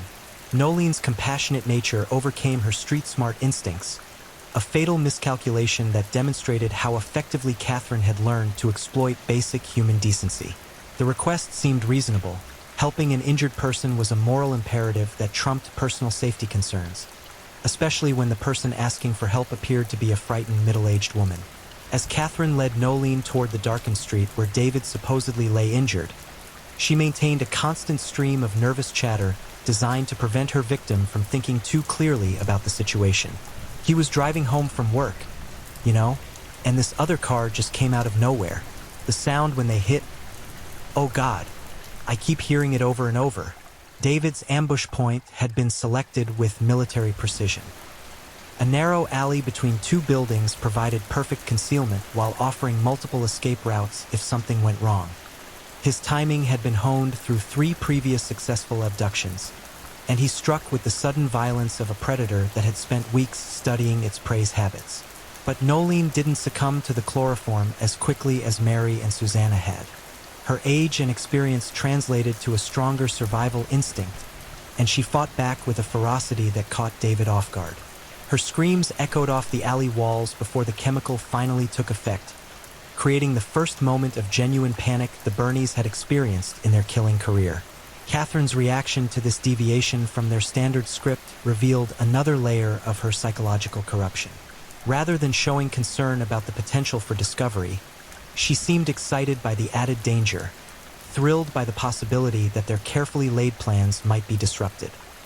She helped David subdue the struggling Nolene with an enthusiasm that suggested she found the violence itself more arousing than the control it represented. The drive back to Morehouse Street was conducted in tense silence, punctuated by Nolene's groans as she drifted in and out of consciousness. David's knuckles were white on the steering wheel, his jaw clenched with frustration at having his perfect system disrupted. Catherine, by contrast, seemed energized by the evening's unexpected excitement, her eyes bright with an anticipation that was becoming increasingly difficult to contain.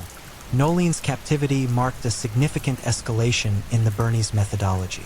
The close call during her abduction had taught them that their previous approach was potentially flawed, and they responded by increasing both the security of their killing chamber and the intensity of their torture techniques. David had spent the weeks since Susanna's murder making modifications to their makeshift prison.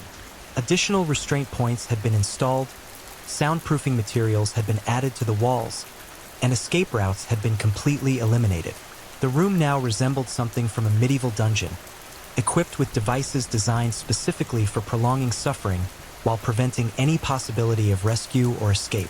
Catherine's psychological torture of Nolene was more sophisticated than anything they had previously attempted. She had learned that each victim responded to different stimuli, and she spent hours probing Nolene's psychological vulnerabilities like a surgeon searching for the exact spot that would cause maximum pain with minimum effort. "Your friends think you went home with some man," Catherine would whisper during Nolene's brief periods of consciousness. "They're not looking for you. No one's looking for you." You could scream until your throat bleeds, and nobody would hear you. "We're going to take our time with you." The physical torture was equally refined. David had discovered that anticipation often caused more suffering than actual pain, and he would spend long periods describing in graphic detail what he planned to do next, watching Nolene's face as her imagination supplied horrors that were sometimes worse than reality. Nolene's strength and determination proved to be both a blessing and a curse. Her refusal to break psychologically provided her with reserves of resistance that helped her endure torments that might have killed weaker victims. But it also prolonged her ordeal as the Bernies became increasingly frustrated by their inability to completely destroy her spirit. Catherine's jealousy of Nolene's inner strength manifested in increasingly creative cruelties. She seemed to take Nolene's resistance as a personal challenge, a test of her ability to break another human being through pure psychological manipulation.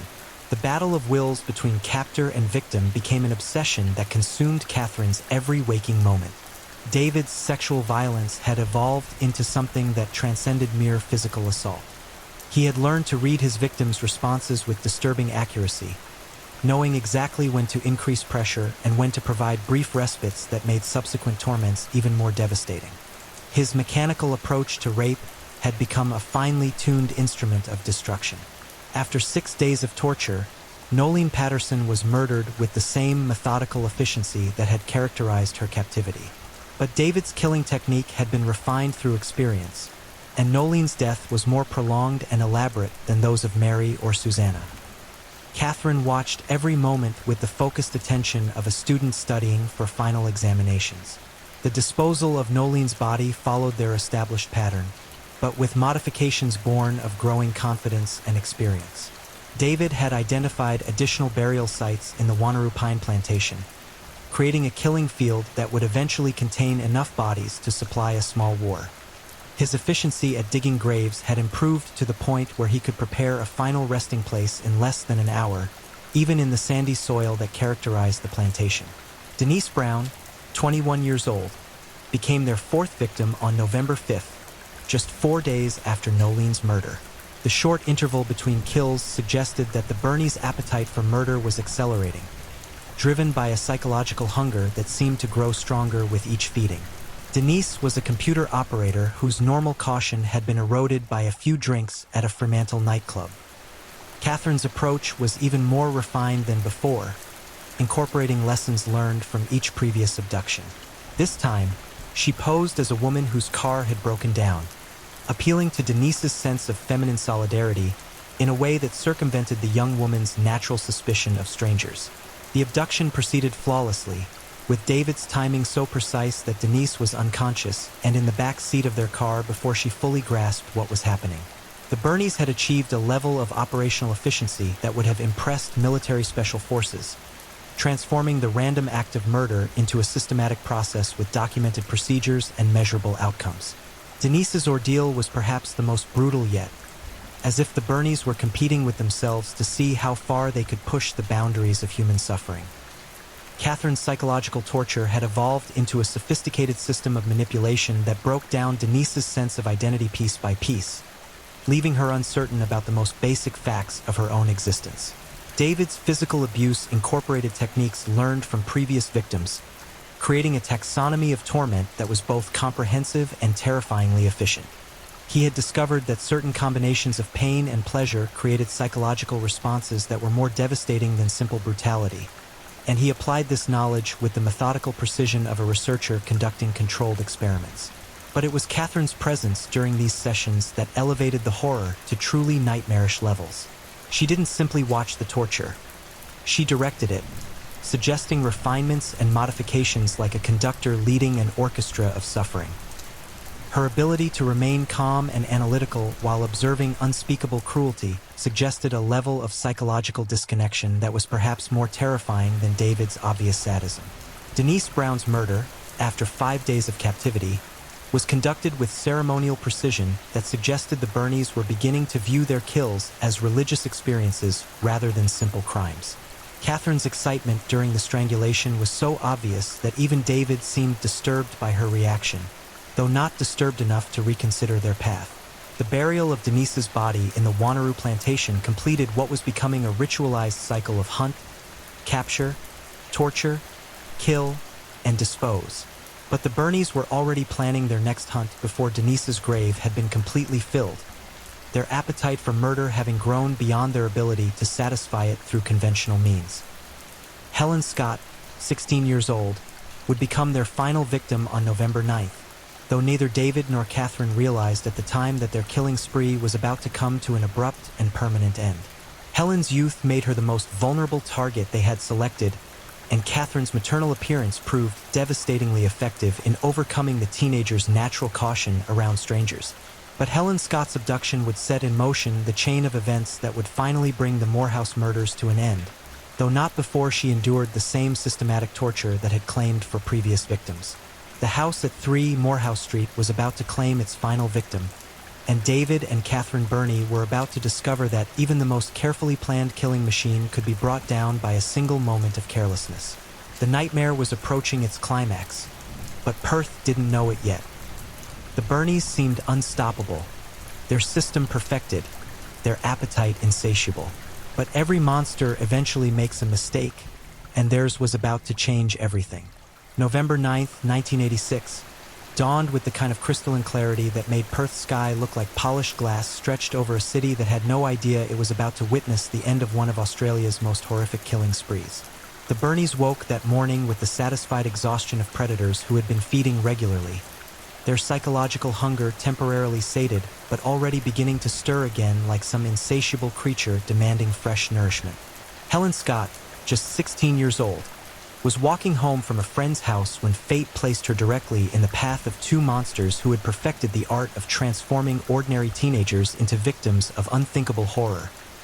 Helen possessed the kind of youthful invincibility that made dangerous situations seem manageable, combined with a trusting nature that had not yet been corroded by exposure to the world's darker realities. Catherine Burney had been cruising the streets of Perth for over an hour when she spotted Helen walking alone in the gathering dusk. The teenager's isolated location and obvious vulnerability triggered Catherine's predatory instincts like blood in the water attracting sharks. This would be victim number 5, the culmination of a killing spree that had already claimed more lives than most serial killers managed in entire careers. But something was different about this hunt. Catherine approached Helen with the same carefully rehearsed story she had used successfully 4 times before, but there was an edge of excitement in her voice that hadn't been present during previous abductions. The thrill of the hunt had become as addictive as the kill itself, and Catherine was high on anticipation as she began her deadly performance. "Excuse me, sweetheart?" Catherine's voice carried the perfect note of maternal concern that had proven so effective with previous victims. "I'm terribly lost, and I'm supposed to meet my husband for dinner. Could you possibly help me find the main road? I promise I won't keep you long." Helen's response was exactly what Catherine had hoped for. Polite, helpful, completely unsuspicious. The teenager even offered to walk with Catherine to ensure she found her way safely, demonstrating the kind of civic-minded helpfulness that made her the perfect victim for predators who specialized in exploiting human decency. As they walked together toward the darkened area where David waited with their vehicle, Catherine maintained the kind of pleasant conversation that put Helen completely at ease. She asked about school, Helen's plans for the future, her family, Innocent topics that served the dual purpose of keeping Helen distracted while providing Catherine with psychological intelligence she could use during the torture sessions to come. David's ambush was executed with the precision of a military operation. He had positioned himself with perfect sight lines to ensure Helen couldn't escape once Catherine led her into the kill zone. And his timing was so precise that Helen was unconscious and secured in their vehicle before she fully grasped that she was in danger. But something went wrong during the chloroform application. A slight miscalculation that would prove to be the beginning of the end for the Bernie's perfect killing machine. Helen didn't lose consciousness completely, maintaining enough awareness to later provide investigators with crucial details about her abduction that would help them identify her captors. The drive back to Morehouse Street was conducted in an atmosphere of electric anticipation, but also growing tension as David and Catherine realized their victim was more alert than previous captives had been at this stage. Helen's mumbled questions about where they were taking her created the first crack in their carefully constructed facade of invincibility. Catherine's response to this deviation from their standard operating procedure revealed another facet of her psychological corruption. Rather than showing concern about the potential security breach, she seemed energized by the additional challenge, excited by the possibility that Helen might be more aware during her ordeal than previous victims had been. "Don't worry about where we're going," Catherine whispered to the semi-conscious teenager. "You'll find out soon enough. We're going to have such fun together." Helen Scott's captivity at 3 Morehouse Street would prove to be the most brutal yet, as if the Bernies were trying to create a magnum opus of suffering that would serve as the climactic achievement of their killing career. The torture chamber had been refined to a level of efficiency that would have impressed medieval inquisitors, equipped with restraints, instruments, and soundproofing that transformed screams into whispers that died within the room's walls. Catherine's psychological torture of Helen incorporated every technique she had perfected during 4 previous murders, creating a symphony of mental anguish that was designed to destroy the teenager's sense of identity before her physical destruction began. She would sit beside Helen's restraint table for hours, speaking in conversational tones about the girl's family while casually describing what David planned to do to her. "Your mother's probably wondering where you are right about now," Catherine would say with the same tone she might use to discuss weekend plans. "She'll call the police tomorrow, maybe the day after, but they won't find you. We're very good at making people disappear." David's sexual violence had evolved into something that transcended mere physical assault, becoming a systematic process designed to destroy every aspect of Helen's humanity while satisfying his increasingly elaborate psychological needs. His mechanical approach to torture had been refined through 4 previous victims into a methodology that was both comprehensive and terrifyingly efficient.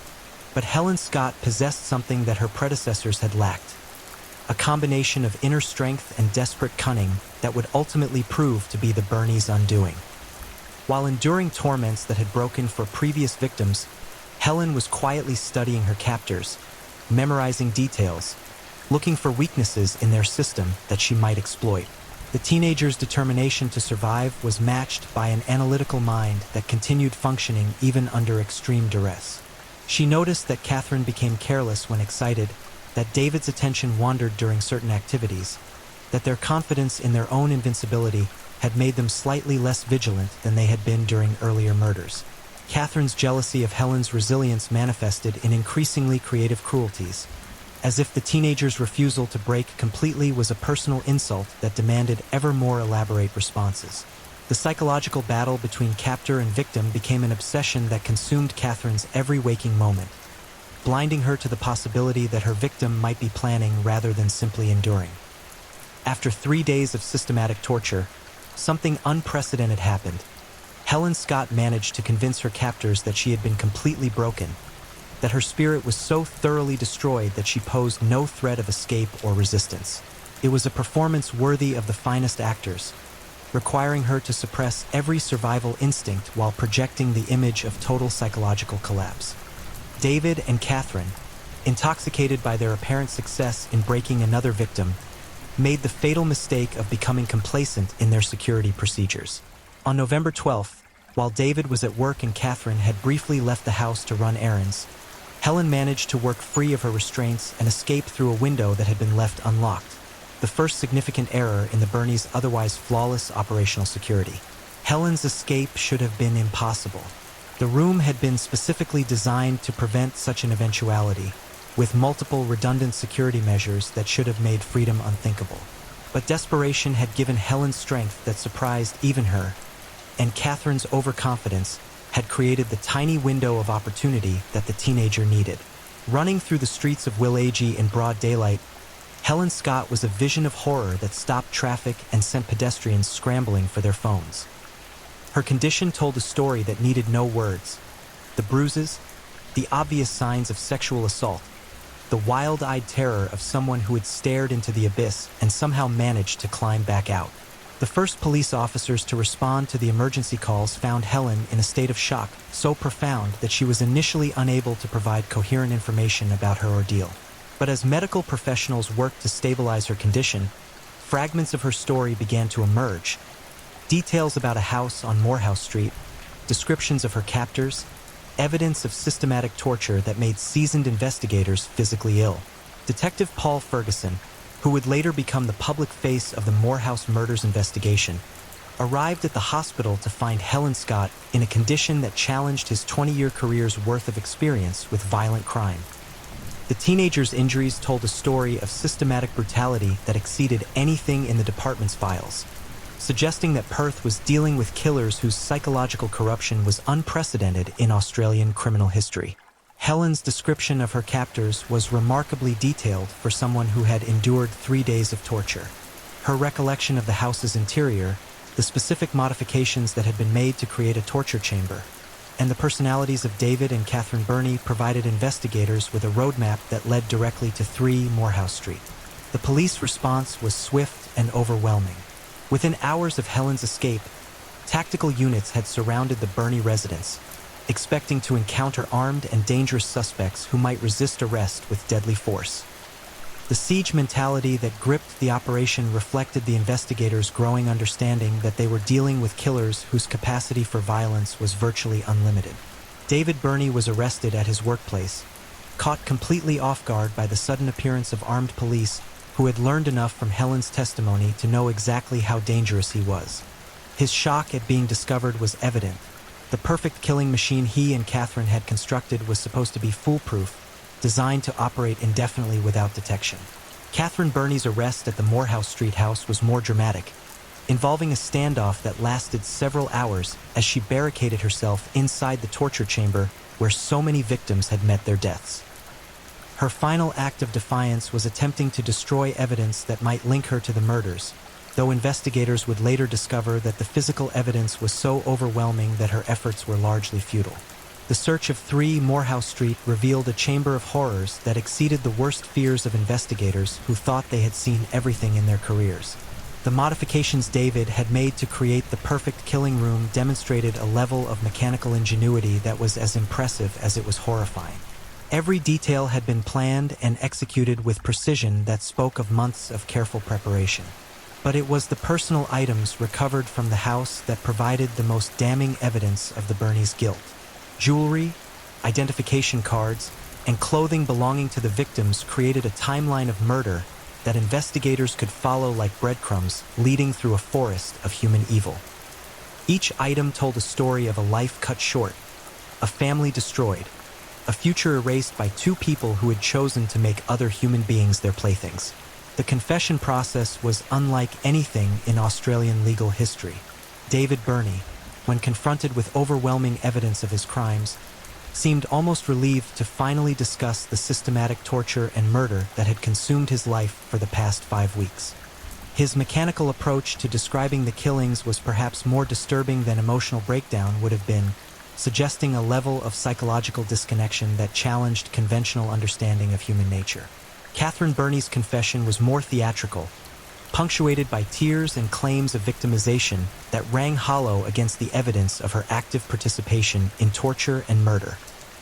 Her attempts to portray herself as David's unwilling accomplice were systematically dismantled by investigators who had learned from Helen Scott exactly how enthusiastic Catherine's participation had been. The discovery of the victims' bodies in the Wanneroo Pine Plantation provided the final pieces of evidence needed to ensure convictions that would keep the Burneys behind bars for the rest of their lives. The burial ground that David had created was a testament to systematic killing that defied comprehension, a forest graveyard that had been designed to hide evidence of murder for decades. The trial of David and Catherine Burney became a media sensation that gripped not just Western Australia, but the entire nation. The courtroom revelations about the systematic torture and murder of 5 innocent victims created a public outcry that demanded justice in its most absolute form. The details that emerged during testimony were so horrific that the judge ordered portions of the proceedings to be conducted in closed session to protect public sensibilities. Both defendants received life sentences without the possibility of parole, a punishment that reflected society's recognition that some crimes are so heinous that redemption is impossible. The Burneys would spend the remainder of their lives in separate prisons, prevented from ever again collaborating in the kind of systematic evil that had made them Australia's most notorious killing couple. David Burney's death by suicide in prison in 2005 provided a final punctuation mark to a story that had begun with damaged childhoods and culminated in the systematic destruction of innocent lives. His death was seen by many as the ultimate acknowledgement of guilt from a man who had spent nearly 20 years contemplating the enormity of his crimes. Catherine Burney remains in prison as of this writing, serving a life sentence that ensures she will never again have the opportunity to participate in the kind of systematic torture and murder that made her one of Australia's most reviled criminals. Her continued imprisonment serves as society's recognition that some individuals are simply too dangerous to ever be allowed back into the community. The legacy of the Morehouse murders extends far beyond the immediate tragedy of 5 lives lost and families destroyed. The case forced Australian law enforcement to develop new investigative techniques and victim support systems, while simultaneously shattering the nation's comfortable assumption that such systematic evil was something that happened in other countries to other people. Helen Scott's survival stands as a testament to the resilience of the human spirit in the face of unimaginable horror. Her courage in escaping from the Burneys' torture chamber and her strength in providing testimony that ensured their conviction saved countless future victims who might have fallen prey to killers whose appetite for murder showed no signs of diminishing. The house at 3 Morehouse Street was eventually demolished, its brick and mortar unable to contain the psychic residue of the horrors that had unfolded within its walls. The site remains vacant to this day, a small patch of empty land that serves as an unofficial memorial to victims whose only crime was showing compassion to strangers who had long since abandoned their humanity. The Morehouse murders remain one of Australia's most studied criminal cases, not just for their brutality, but for what they revealed about the capacity for evil that can exist within seemingly ordinary individuals. David and Catherine Burney were not monsters in any supernatural sense. They were human beings who chose to embrace darkness so completely that they transformed themselves into something fundamentally incompatible with civilized society. Their story serves as a permanent reminder that evil is not always obvious, that it can wear familiar faces and speak in friendly voices while concealing intentions that defy comprehension. The Burneys walked among their neighbors for months while planning and executing murders that shocked a nation, proof that monsters are not always recognizable until it's too late. In the end, the Morehouse murders stand as a testament to both the depths of human depravity and the heights of human courage. 5 innocent victims lost their lives to systematic evil, but one survivor's determination to escape and seek justice ensured that their killers would never claim another victim. In a story filled with darkness, Helen Scott's survival provides the only light, a reminder that even in the face of ultimate evil, the human spirit can sometimes find a way to prevail. Story 4. The Acid Bath Murderer, John George Hay. The screaming stopped at 11:47 p.m. Mrs. Olive Duran Deacon's final breath escaped her lips as the wooden club cracked against her skull for the 3rd time, sending crimson droplets spattering across the concrete walls of what appeared to be an ordinary London workshop. But this was no ordinary death, and John George Hay was no ordinary killer. Within hours, every trace of Mrs. Duran Deacon would cease to exist. Her bones, her flesh, her very identity would dissolve into nothingness inside drums of concentrated sulfuric acid, joining the liquefied remains of 5 previous victims whose screams had echoed through this chamber of horrors. By morning, a wealthy widow would become 45 gallons of brownish sludge, poured down a drain like dirty dishwater. Between 1944 and 1949, this dapper gentleman with his charming smile and impeccable manners orchestrated a symphony of terror that would forever scar the annals of British criminal history. 6 confirmed victims, though the true number may haunt us forever, met their end at the hands of a monster who believed he had discovered the perfect murder weapon.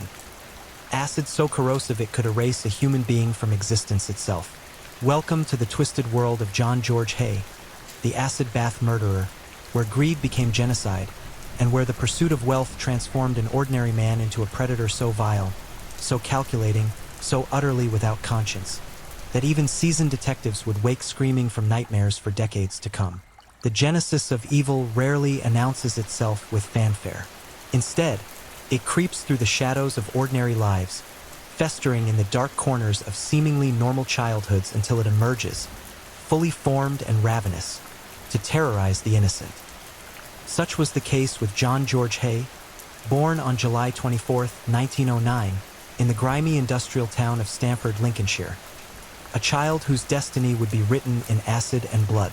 The Hay household was a fortress of religious extremism, where young John's father, also named John, ruled with the iron fist of Plymouth Brethren fundamentalism.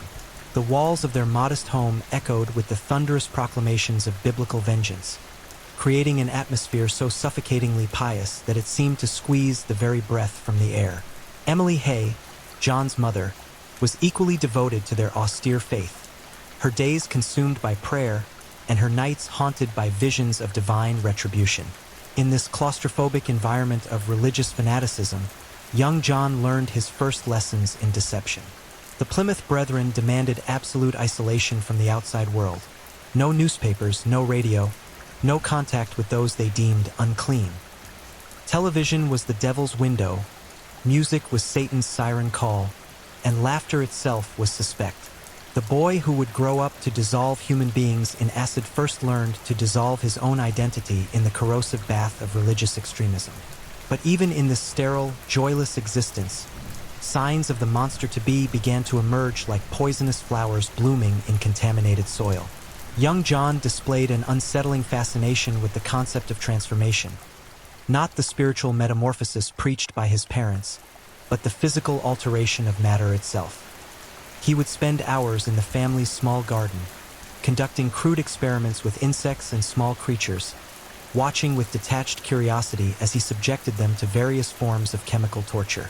The boy's intelligence was undeniable, sharp as a surgeon's blade and twice as dangerous. Teachers at his local school noted his exceptional academic abilities, but they also observed something cold and calculating in his pale blue eyes, a quality that made grown adults unconsciously step backward when he fixed his gaze upon them. John learned early that his sharp mind and cherubic appearance could open doors that his true nature would have kept forever sealed. As adolescence crept upon him like a predatory shadow, John's experiments grew more sophisticated and more disturbing. He began stealing small animals from neighbors, subjecting them to increasingly elaborate forms of torture in makeshift laboratories hidden in the family's cellar. The screams of dying creatures became his lullabies, their writhing agony his entertainment. When questioned about missing pets, young John would flash his most innocent smile and offer to help search for them, all while their dissolved remains rested in unmarked containers beneath his family's floorboards. The religious environment that should have nurtured compassion and empathy instead became a breeding ground for psychopathy. The constant emphasis on sin and punishment, heaven and hell, created in John's developing mind a twisted understanding of morality where the ends always justified the means.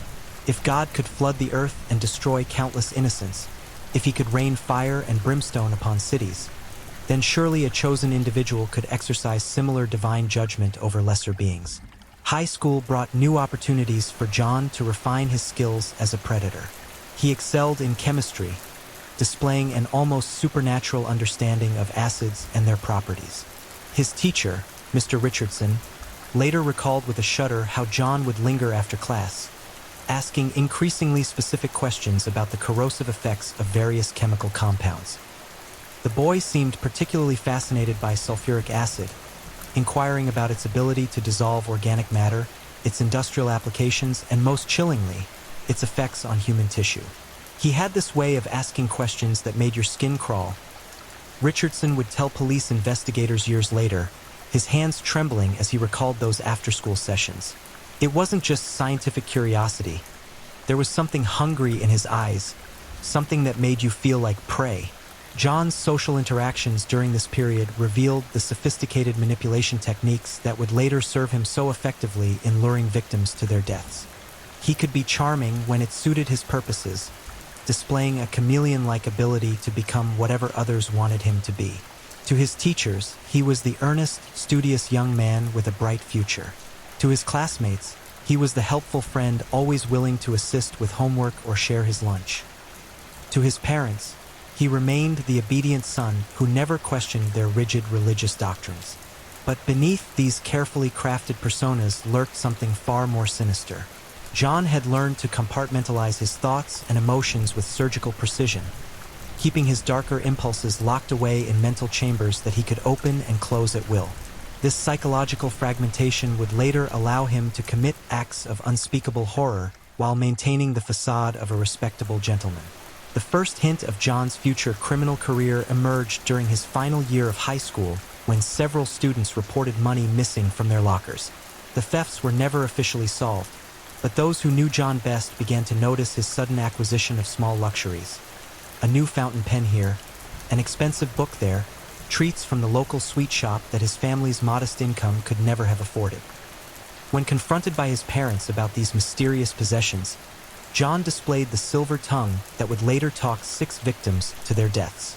He wove elaborate tales of good fortune, finding money on the street, receiving gifts from grateful teachers, earning small sums by helping elderly neighbors with their shopping. His explanations were so detailed, so plausible, so delivered with such wide-eyed sincerity that his parents not only believed him but praised him for his good fortune and generous heart. Upon graduating from high school in 1927, John faced the question that haunts every young person: what to do with his life. His parents, naturally, hoped he would pursue a career in religious ministry, perhaps becoming a preacher who could spread their brand of fundamentalist gospel to the masses. But John had different plans that involved the study of law, not to serve justice but to learn how to circumvent it. He enrolled at the University of Leeds to study law, funded by a combination of his parents' savings and a series of small scholarships he had earned through his academic excellence. To his professors and fellow students, John appeared to be the ideal student, punctual, prepared, and possessed of a razor-sharp legal mind that could dissect the most complex cases with surgical precision. But university life also provided John with his first real taste of freedom, and he savored it like a fine wine. Away from his parents' suffocating religious oversight, he began to explore the darker corners of his personality with increasing boldness. He started small, selling exam answers to struggling students, running illegal gambling operations in the dormitories, organizing elaborate con games that separated naive freshmen from their allowances. The thrill of these early crimes was intoxicating, filling a void in John's soul that no amount of religious fervor or academic achievement could touch. He discovered that he possessed a natural talent for reading people, for identifying their weaknesses and exploiting them with ruthless efficiency. More importantly, he learned that he felt no guilt, no remorse, no emotional connection to the suffering he caused others. During his second year at university, John's criminal activities escalated dramatically. He began forging checks, creating elaborate identity theft schemes, and running confidence games that targeted wealthy older women in the surrounding community. His victims were chosen with predatory precision: lonely widows with substantial assets and no close family ties, women who craved companionship and were willing to trust a charming young law student who paid them the attention they desperately sought. The money flowed in, allowing John to maintain a lifestyle far beyond his means. He dressed in expensive suits, dined at the finest restaurants, and cultivated the image of a young man destined for greatness. His classmates envied his apparent good fortune, never suspecting that it was built on a foundation of fraud and exploitation. But John's appetite for risk-taking grew with each successful crime, and eventually, his luck ran out. In 1930, during his final year of law school, one of his forged checks was discovered by alert bank officials. The investigation that followed unraveled months of criminal activity, exposing a web of fraud so extensive that it made headlines in local newspapers. The trial was a sensation, with reporters dubbing the young defendant the university swindler. John's parents sat in the courtroom gallery, their faces etched with shame and disbelief as the full extent of their son's criminal activities was laid bare. The prosecution painted him as a cold, calculating predator who had used his intelligence and charm to prey upon innocent victims. The defense argued that he was a misguided young man who had simply gotten in over his head. John himself showed no emotion throughout the proceedings, sitting in the dock with the same detached curiosity he had once displayed while watching insects dissolve in acid. He seemed more interested in the legal technicalities of the case than in the potential consequences he faced. When the judge sentenced him to 15 months in prison, John simply nodded, as if receiving confirmation of something he had already known. Prison should have been a wake-up call, a chance for John to reflect on his choices and change his ways. Instead, it became a finishing school for criminality, a place where he could study under master criminals who taught him advanced techniques in fraud, forgery, and most importantly, how to avoid getting caught. He served his sentence with the same cold efficiency that characterized everything he did, earning early release for good behavior while secretly planning his next moves. Upon his release in 1931, John found himself transformed. The naive young man who had entered prison was gone, replaced by something far more dangerous. He had learned valuable lessons about the importance of careful planning, patient execution, and most crucially, the complete elimination of witnesses. These lessons would prove invaluable in the years to come, when John George Hay would evolve from a simple fraud artist into one of Britain's most notorious serial killers. The stage was set, the monster was fully formed, and the acid baths were waiting to be filled. All that remained was for John to find his first victim and begin the reign of terror that would shock the world and forever cement his place in the annals of criminal history as the acid bath murderer. The transformation from white-collar criminal to cold-blooded killer rarely happens overnight. It's a gradual descent into darkness, a progressive erosion of humanity that occurs one moral boundary at a time. For John George Hay, this metamorphosis began in earnest following his release from prison in 1931, when he discovered that his criminal reputation had preceded him into the legitimate world, slamming doors that might have led to a conventional life. Employers viewed him with suspicion, landlords refused his applications, and even casual acquaintances treated him with the wariness typically reserved for dangerous animals. This social ostracism, rather than serving as motivation for reform, instead pushed John deeper into the criminal underworld where his skills were not only appreciated but desperately needed. He found employment with a firm of solicitors who specialized in defending criminals, a perfect position for someone seeking to understand the legal system from both sides of the law. During the day, he helped craft defenses for murderers, rapists, and fraudsters, studying their methods, their mistakes, and most importantly, how they had been caught. By night, he put this knowledge to work, operating increasingly sophisticated criminal enterprises that generated substantial income while leaving minimal evidence trails. But fraud, no matter how lucrative, could not satisfy the growing darkness that gnawed at John's soul like a malignant tumor. The thrill of financial crimes had begun to pale, leaving him hungry for something more visceral, more immediate, more permanent. He found himself fantasizing about crossing the ultimate line, about taking a human life and watching the light fade from his victim's eyes. The opportunity came in September 1944 in the form of William Donald McSwan, a naive young businessman who had made the fatal mistake of trusting John George Hay. McSwan owned a small but profitable pinball machine business, and John had convinced him to enter into a partnership that would, according to John's silver-tongued promises, make them both wealthy beyond their wildest dreams. McSwan was everything John despised in humanity: trusting, optimistic, possessed of an almost childlike faith in the goodness of others. He was also exactly the type of victim John had been unconsciously seeking: someone with valuable assets, minimal family connections, and the trusting nature that would make him easy to isolate and control. The two men had arranged to meet at a basement workshop John had rented in Gloucester Road, London, a grimy, windowless space that John had carefully prepared for an entirely different purpose than their supposed business meeting. He had spent weeks transforming the location into what would later be dubbed his Chamber of Horrors, installing industrial equipment that he claimed was necessary for their new venture. The centerpiece of John's preparations was a collection of large metal containers and drums, arranged with the precision of a surgical theater. To the untrained eye, they appeared to be nothing more than industrial equipment, perhaps for some form of manufacturing or chemical processing. In reality, they were instruments of death, carefully chosen vessels that would soon contain the dissolved remains of William McSwan. On the evening of September 6, 1944, McSwan arrived at the workshop precisely on time, his face bright with excitement about their upcoming business partnership. He had even brought a bottle of champagne to celebrate their venture, never suspecting that he was about to become the guest of honor at his own funeral. John greeted his victim with the warm smile and firm handshake that had served him so well throughout his criminal career. He guided McSwan through the workshop, explaining the various pieces of equipment with the enthusiasm of a proud homeowner showing off a new renovation.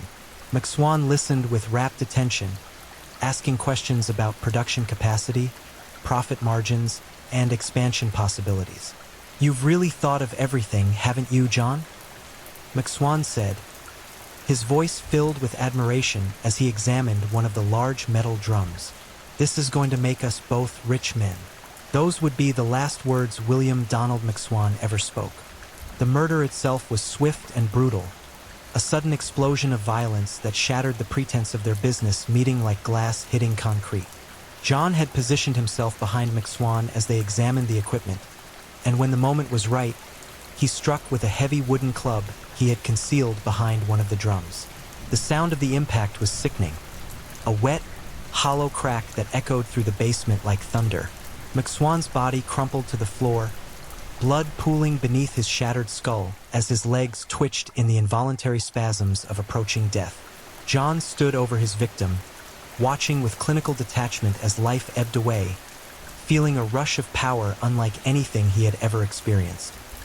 This was the moment of John George Hayes' true birth as a killer, not the physical birth that had occurred 35 years earlier, but the psychological transformation that turned him from a mere criminal into something far more monstrous. As he watched McSwan's blood spread across the concrete floor, John felt a profound sense of completion, as if he had finally discovered his true calling in life. But the killing was only the beginning. John had spent months researching and planning for this moment, studying industrial chemistry texts and consulting with unwitting experts about the properties of various acids. He had learned that sulfuric acid, when properly concentrated, could dissolve organic matter with terrifying efficiency, reducing a human body to nothing more than a brackish sludge that could be safely disposed of without leaving any trace evidence. The process of dissolving William McSwan was methodical and horrifying. John began by stripping the corpse of all identifying materials, clothing, jewelry, personal effects, which he carefully cataloged and prepared for later disposal. The naked body was then manhandled into one of the large metal drums, a process that required considerable physical effort and left John's clothes soaked with his victim's blood. The acid itself had been acquired through a series of carefully planned purchases from different chemical suppliers, each transaction small enough to avoid suspicion but collectively sufficient for John's gruesome purposes. He had told each supplier a different story. One believed he was using it for industrial cleaning, another for photography development, a third for metalworking processes. As John began pouring the concentrated sulfuric acid over McSwan's corpse, the chemical reaction that followed was both fascinating and horrifying. The acid attacked the organic matter with voracious hunger, producing violent fizzing and bubbling as flesh and bone began to dissolve. Steam rose from the drum like incense from some satanic altar, carrying with it the acrid stench of dissolving human remains. The process took nearly 2 days to complete, during which John remained in the workshop, monitoring the reaction with the dedication of a mad scientist. He took detailed notes on the dissolution rate, the chemical reactions, and the amount of residue remaining, treating the destruction of a human being as nothing more than an interesting chemistry experiment. When it was finished, William Donald McSwan had been reduced to approximately 45 gallons of thick, brownish sludge, all that remained of a man who had awakened that morning with dreams of business success and financial security. John disposed of this human soup by pouring it down a manhole cover in the alley behind the workshop, sending the last earthly remains of his victim into London's vast sewer system. The cleanup that followed was equally methodical. John scrubbed every surface with industrial solvents, destroyed all of McSwan's personal effects, and even replaced the concrete floor of the workshop to eliminate any possible trace evidence. To anyone who might inspect the location, it would appear that no crime had ever been committed there. But John's work was far from over. The murder of William McSwan was only the first step in a carefully orchestrated plan that would allow him to steal his victim's identity, assets, and business interests. Using forged documents and his intimate knowledge of McSwan's personal life, John began the process of assuming his victim's identity for financial purposes. He contacted McSwan's business associates, explaining that his partner had decided to travel abroad for an extended period, leaving him in charge of all operations. He accessed McSwan's bank accounts, sold his assets, and even moved into his apartment, living the dead man's life while systematically looting everything of value. The deception was masterful in its simplicity and execution. John's natural charm and detailed knowledge of McSwan's business affairs convinced everyone he encountered that he was acting with full authority. When questions were asked about McSwan's whereabouts, John had ready answers. He was exploring business opportunities in America, seeking investment partners in Europe, traveling for his health. Months passed, and John's confidence grew. The perfect murder had been committed, the body had been completely destroyed, and the financial rewards were substantial. He had discovered a method of killing that left no physical evidence, no corpse for investigators to examine, no trail of forensic clues that could lead back to him. But success bred ambition, and ambition bred hunger for more. The money from William McSwan's assets, while substantial, would not last forever. John began to look for additional opportunities, scanning his social circles for other potential victims who possessed the same unfortunate combination of wealth and naivety that had made McSwan such an ideal target.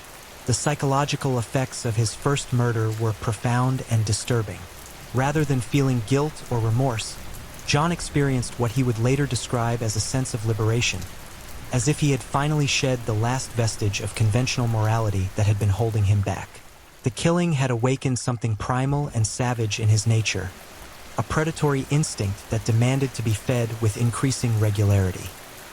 He began to fantasize about his next victim, imagining different scenarios and methods of murder, refining his acid bath technique based on lessons learned from the McSwan killing. The basement workshop became his laboratory of death, a place where he could experiment with different concentrations of acid, test various disposal methods, and perfect the art of making human beings disappear without a trace. John also began to develop what would become his signature approach to victim selection, targeting individuals who possessed substantial assets but lacked strong social connections that would lead to immediate investigation if they disappeared.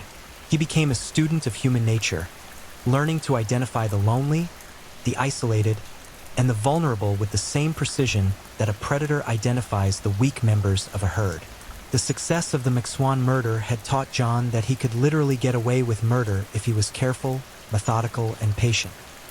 This realization was both exhilarating and terrifying, opening up possibilities that most human beings could never even contemplate, let alone act upon.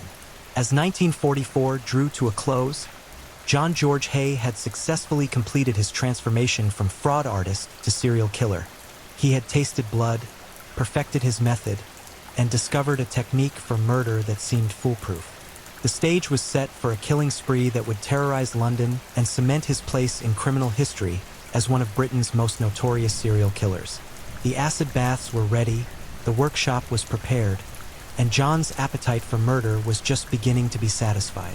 William Donald McSwan had been only the first course in what would become a feast of death that would continue for years to come, each victim dissolving into nothingness as John George Hay carved his name into the annals of criminal infamy with acid strong enough to dissolve human bone. The taste of murder had awakened something insatiable within John George Hay, a ravenous appetite that grew stronger with each passing day. The successful disposal of William McSwan had not only proven the effectiveness of his acid bath method, but had also provided him with a substantial financial windfall that allowed him to live in the style he believed he deserved. However, As the months passed and McSwan's assets dwindled, John's thoughts inevitably turned to his next victim. The psychological transformation that had begun with McSwan's murder was now complete. John no longer saw other human beings as people with lives, dreams, and families who would mourn their passing. Instead, he viewed them as nothing more than walking bank accounts, sources of wealth that could be harvested through the simple application of blunt force trauma followed by acid dissolution. This dehumanization of his victims was crucial to his ability to kill repeatedly without succumbing to guilt or remorse. His next targets would be even more calculated than his first, chosen not in a moment of opportunity but through careful predatory stalking that lasted months. John had learned that the key to successful murder was not just in the killing itself, but in the preparation. Understanding his victims' habits, relationships, financial situations, and most importantly, determining who would miss them and how quickly. In the spring of 1945, John's predatory gaze fell upon Donald McSwan, the elderly father of his first victim. The old man had been growing increasingly concerned about his son's prolonged absence, despite John's carefully crafted letters supposedly written by William from various European locations. Donald McSwan was a man of modest means but considerable assets, including property holdings that would provide John with another substantial payday. The approach John used with the elder McSwan was a masterpiece of psychological manipulation. He presented himself as his son's trusted business partner and friend, someone who shared Donald's concern about William's extended absence and erratic communication. John painted a picture of a young man who had become involved in increasingly risky business ventures abroad, possibly falling in with unsavory characters who might be taking advantage of his trusting nature. "I'm worried about him too, Mr. McSwan," John said during one of their meetings, his voice perfectly pitched to convey both concern and reliability. "William always spoke so lovingly of you. I think perhaps we should take a trip to see him, make sure he's all right. I know where he's staying." The old man's relief at finally finding someone willing to help locate his missing son was palpable. He agreed immediately to John's suggestion that they travel together to the continent, never suspecting that he was signing his own death warrant. John's plan was elegant in its simplicity. He would murder Donald McSwan during their supposed journey to find William, then dispose of the body using his proven acid bath method. On May 2, 1945, Donald McSwan arrived at John's workshop, a small suitcase in hand and hope shining in his elderly eyes. He believed he was embarking on a rescue mission to save his son. Instead, he was walking into the same chamber of death where William had met his end 8 months earlier. The murder of Donald McSwan was even more brutal than his son's killing, perhaps because John had grown more comfortable with violence and less concerned about the suffering of his victims. The old man was struck down with the same wooden club that had killed William, but this time John delivered multiple blows, watching with scientific interest as the elderly victim struggled futilely against his fate. The dissolution process that followed was refined based on John's experience with his first murder. He had learned to be more efficient in his acid preparation, more methodical in his disposal of personal effects, and more thorough in his cleanup procedures. Donald McSwan's body disappeared into the acid bath with the same thorough completeness as his son's had, leaving behind nothing but bubbling, steaming sludge that would soon join the London sewer system. But John's killing spree was far from over. The success of these first 2 murders had given him both confidence and capital, allowing him to move to more comfortable quarters and begin hunting for victims with even greater assets. He relocated his operation to a larger workshop in Leopold Road, Crawley, where he could work with greater privacy and less risk of discovery. The new location was perfect for John's purposes. Isolated, soundproofed by the surrounding industrial buildings, and equipped with better drainage systems that would make body disposal even more efficient. He spent considerable time and money upgrading the facility, installing larger acid baths, improved ventilation systems, and even creature comforts that would allow him to work for extended periods without leaving the premises. It was at this new location that John would commit his most heinous crimes, murders that demonstrated not only his complete lack of humanity, but also his evolution into a killing machine of terrifying efficiency. His next victims would be Dr. Archibald Henderson and his wife Rosalie, a prosperous couple who had made the fatal mistake of trusting the charming Mr. Hay with their business affairs. John had met the Hendersons through his fraudulent business dealings, presenting himself as a successful entrepreneur with connections in the manufacturing industry. Dr. Henderson was a retired physician with substantial investments and property holdings, while his wife Rosalie was the heiress to a considerable family fortune. Together, they represented the largest potential payday of John's criminal career. The seduction of the Hendersons was a masterwork of patient manipulation that unfolded over several months. John carefully cultivated their friendship, becoming a regular dinner guest at their comfortable home, sharing stories of his supposed business successes, and gradually positioning himself as their trusted financial advisor. He learned intimate details of their finances, their family relationships, and most crucially, their plans to travel abroad, information he would use to explain their eventual disappearance. The murders of Dr. Archibald Henderson and Rosalie Henderson on February 12, 1948, marked a new level of brutality in John's killing career. Unlike his previous victims who had been dispatched quickly with blunt force trauma, the Hendersons were subjected to prolonged torture before their deaths, as John had decided to experiment with different methods of inflicting suffering. Dr. Henderson was the first to die, struck down with John's club as he examined some supposed machinery in the workshop. But Rosalie Henderson's murder was far more sadistic. When she arrived at the workshop looking for her missing husband, John took his time with her, using her terror and desperation as entertainment before finally ending her life with the same brutal efficiency he had shown her husband. The double murder created logistical challenges that John met with characteristic thoroughness. Two bodies required more acid, more time, and more careful disposal of personal effects. But John had learned from his previous experiences, and he approached the task with the methodical precision of a professional undertaker, albeit one whose goal was complete obliteration rather than respectful burial. The acid baths worked their horrific magic over the course of 3 days, during which John remained at the workshop, monitoring the dissolution process and making detailed notes for future reference.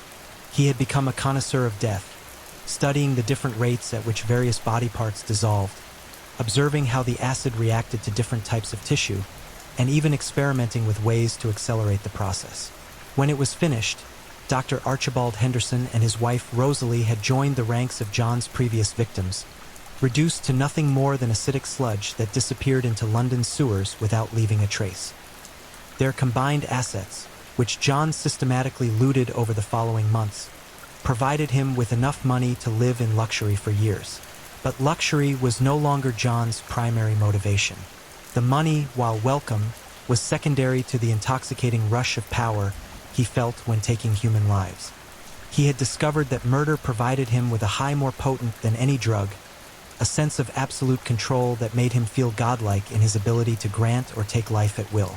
The psychological deterioration that accompanied John's killing spree was evident in his increasingly reckless behavior. Where once he had been careful and methodical, he now began taking unnecessary risks, almost as if he were subconsciously hoping to be caught. He started frequenting expensive hotels and restaurants, flashing large amounts of cash and boasting about his business successes to anyone who would listen. He also began to develop elaborate fantasies about his victims, creating detailed backstories for their supposed travels abroad and even forging letters from them to explain their continued absence. These deceptions were no longer just practical necessities for covering up his crimes. They had become an integral part of the thrill he derived from murder. John's final confirmed victim would be Mrs. Olive Durand Deacon, a wealthy widow whose murder would ultimately lead to his capture and downfall. But before that fatal encounter, he continued to perfect his killing technique, experimenting with different acids, refining his disposal methods, and studying potential victims with the dedication of a scholar pursuing his doctorate in death. The workshop in Crawley had become his temple, a sacred space where he could indulge his darkest impulses without fear of interruption or discovery. The walls had absorbed the screams of his victims, the floors had been stained with their blood, and the very air seemed thick with the lingering presence of the dead. As 1948 drew to a close, John George Hay had established himself as one of Britain's most prolific serial killers, though his crimes remained unknown to law enforcement. He had developed a method of murder that seemed foolproof, a technique for disposing of bodies that left no physical evidence, and a systematic approach to victim selection that minimized his risk of capture. But pride, as they say, goeth before a fall. John's confidence in his invincibility was about to be tested by his most challenging victim yet, a woman whose disappearance would not go unnoticed, whose friends would not be satisfied with forged letters and fabricated explanations. The killing machine that John had become was about to face its greatest test, and the acid baths that had served him so well were about to become the instruments of his own destruction. The stage was set for the final act of John George Hayes' reign of terror, a climactic confrontation between predator and prey that would ultimately expose the true extent of his monstrous crimes and bring his acid bath murders to a horrifying conclusion. The downfall of John George Hay began, as it so often does with serial killers, with a victim who differed from his carefully chosen previous targets. Mrs. Olive Durand Deacon was not an isolated individual with few social connections. She was a well-connected widow whose sudden disappearance would trigger an investigation that would ultimately unravel John's entire murderous enterprise. By February 1949, John had been living at the Onslow Court Hotel in South Kensington, maintaining the facade of a successful businessman while secretly planning his next killing. The hotel's refined atmosphere and wealthy clientele provided him with the perfect hunting ground for potential victims, and it was here that he first encountered the woman who would prove to be his final prey. Mrs. Durand Deacon was a 69-year-old widow with a substantial fortune built from her late husband's engineering business. She was intelligent, well-educated, and possessed of the kind of social connections that John had learned to avoid in his previous victims. However, her considerable wealth, estimated at over £40,000, a fortune in 1949, proved too tempting for John to resist. The initial approach followed John's established pattern of patient seduction and careful manipulation. He presented himself as an inventor and manufacturer with interests in developing new products, particularly items that might appeal to fashion-conscious women. Mrs. Durand Deacon, who had always harbored dreams of becoming an entrepreneur herself, was immediately intrigued by John's supposed expertise and business connections. Over several weeks, John carefully cultivated their relationship, learning intimate details about Mrs. Durand Deacon's finances, family connections, and daily routines. He discovered that she was particularly interested in artificial fingernails, a relatively new cosmetic innovation that she believed could be improved and marketed more effectively. John seized upon this interest, claiming to have connections with manufacturers who could produce high-quality artificial nails at competitive prices. The fatal meeting was arranged for February 18, 1949, when John invited Mrs. Durand Deacon to visit his factory in Crawley to discuss their potential business partnership. Like his previous victims, she arrived with high hopes and dreams of financial success, never suspecting that she was about to enter a chamber of horrors where 5 people had already met their deaths. The murder of Olive Durand Deacon was swift but no less brutal than John's previous killings. As she examined the supposed manufacturing equipment in his workshop, John struck her down with the same wooden club that had ended so many lives before hers. The sickening crack of her skull splitting open echoed through the workshop like a death knell, and Mrs. Durand Deacon crumpled to the blood-stained concrete floor, her dreams of business success dying with her. But this murder would be different from all the others, not in its execution but in its aftermath. John's confidence had made him careless, and his carelessness would prove to be his undoing. Unlike his previous victims, Mrs. Durand Deacon had told friends at the hotel about her business meeting with John, specifically mentioning his name and the purpose of their trip to Crawley. The disposal process followed John's now familiar routine. Mrs. Durand Deacon's body was stripped of all identifying materials, her expensive jewelry and clothing carefully cataloged for later sale, and her corpse loaded into one of the acid-filled drums that had become his signature method of body disposal. The concentrated sulfuric acid began its gruesome work immediately, producing the familiar clouds of acrid steam that had accompanied the deaths of William McSwan, Donald McSwan, Dr. Archibald Henderson, and Rosalie Henderson. For 3 days, John remained at the workshop, monitoring the acid's progress as it slowly dissolved every trace of Olive Durand Deacon's physical existence. He had performed this ritual so many times before that it had become almost mundane, a necessary but routine part of his killing process. As the acid reduced another human being to bubbling sludge, John began planning how to explain her disappearance and access her substantial assets. However, The investigation into Mrs. Duran Deacon's disappearance began almost immediately, triggered by her failure to return to the hotel and the concern of her fellow residents. Unlike John's previous victims, who had been isolated individuals with few close connections, Mrs. Duran Deacon was part of a tight-knit community of hotel residents who noticed her absence within hours of her scheduled return. Mrs. Constance Lane, a close friend of the missing woman, contacted the police when Mrs. Duran Deacon failed to appear for their regular bridge game on February 19th. During her statement to police, Mrs. Lane mentioned that the missing woman had last been seen leaving the hotel with John George Hay for a supposed business meeting at his factory in Crawley. Detective Inspector Shelley Symes of the Metropolitan Police was assigned to investigate the disappearance, and he quickly focused his attention on John as the last person known to have seen Mrs. Duran Deacon alive. When questioned, John initially claimed that Mrs. Duran Deacon had never arrived at their scheduled meeting, suggesting that she might have changed her mind about their business partnership. But Symes was an experienced investigator who recognized the telltale signs of deception in John's carefully rehearsed explanations. Something about the smooth-talking gentleman didn't ring true, and the detective decided to dig deeper into John's background and recent activities. What Symes discovered during his investigation would shock even the most hardened police officers. John's criminal record revealed a pattern of fraud and deception stretching back decades, including his conviction for check forgery during his university years. More disturbing still were the unexplained disappearances of other individuals who had been associated with John in recent years: William McSwan, Donald McSwan, Dr. Archibald Henderson, and his wife Rosalie. The breakthrough in the case came when police obtained a warrant to search John's workshop in Crawley. What they found there would haunt investigators for the rest of their lives and expose the true extent of John's monstrous crimes. The workshop was a charnel house of death, filled with the tools and equipment of systematic murder. Detective Inspector Symes later described the scene as something from a nightmare. The workshop contains several large metal drums, some still filled with acidic residue that forensic experts would later identify as the dissolved remains of human beings. The concrete floor was stained with what appeared to be blood, despite John's attempts to clean and even replace sections of it. But the most damning evidence was yet to be discovered. As forensic specialists continued their examination of the workshop, they began finding small fragments of human remains that had somehow survived the acid baths.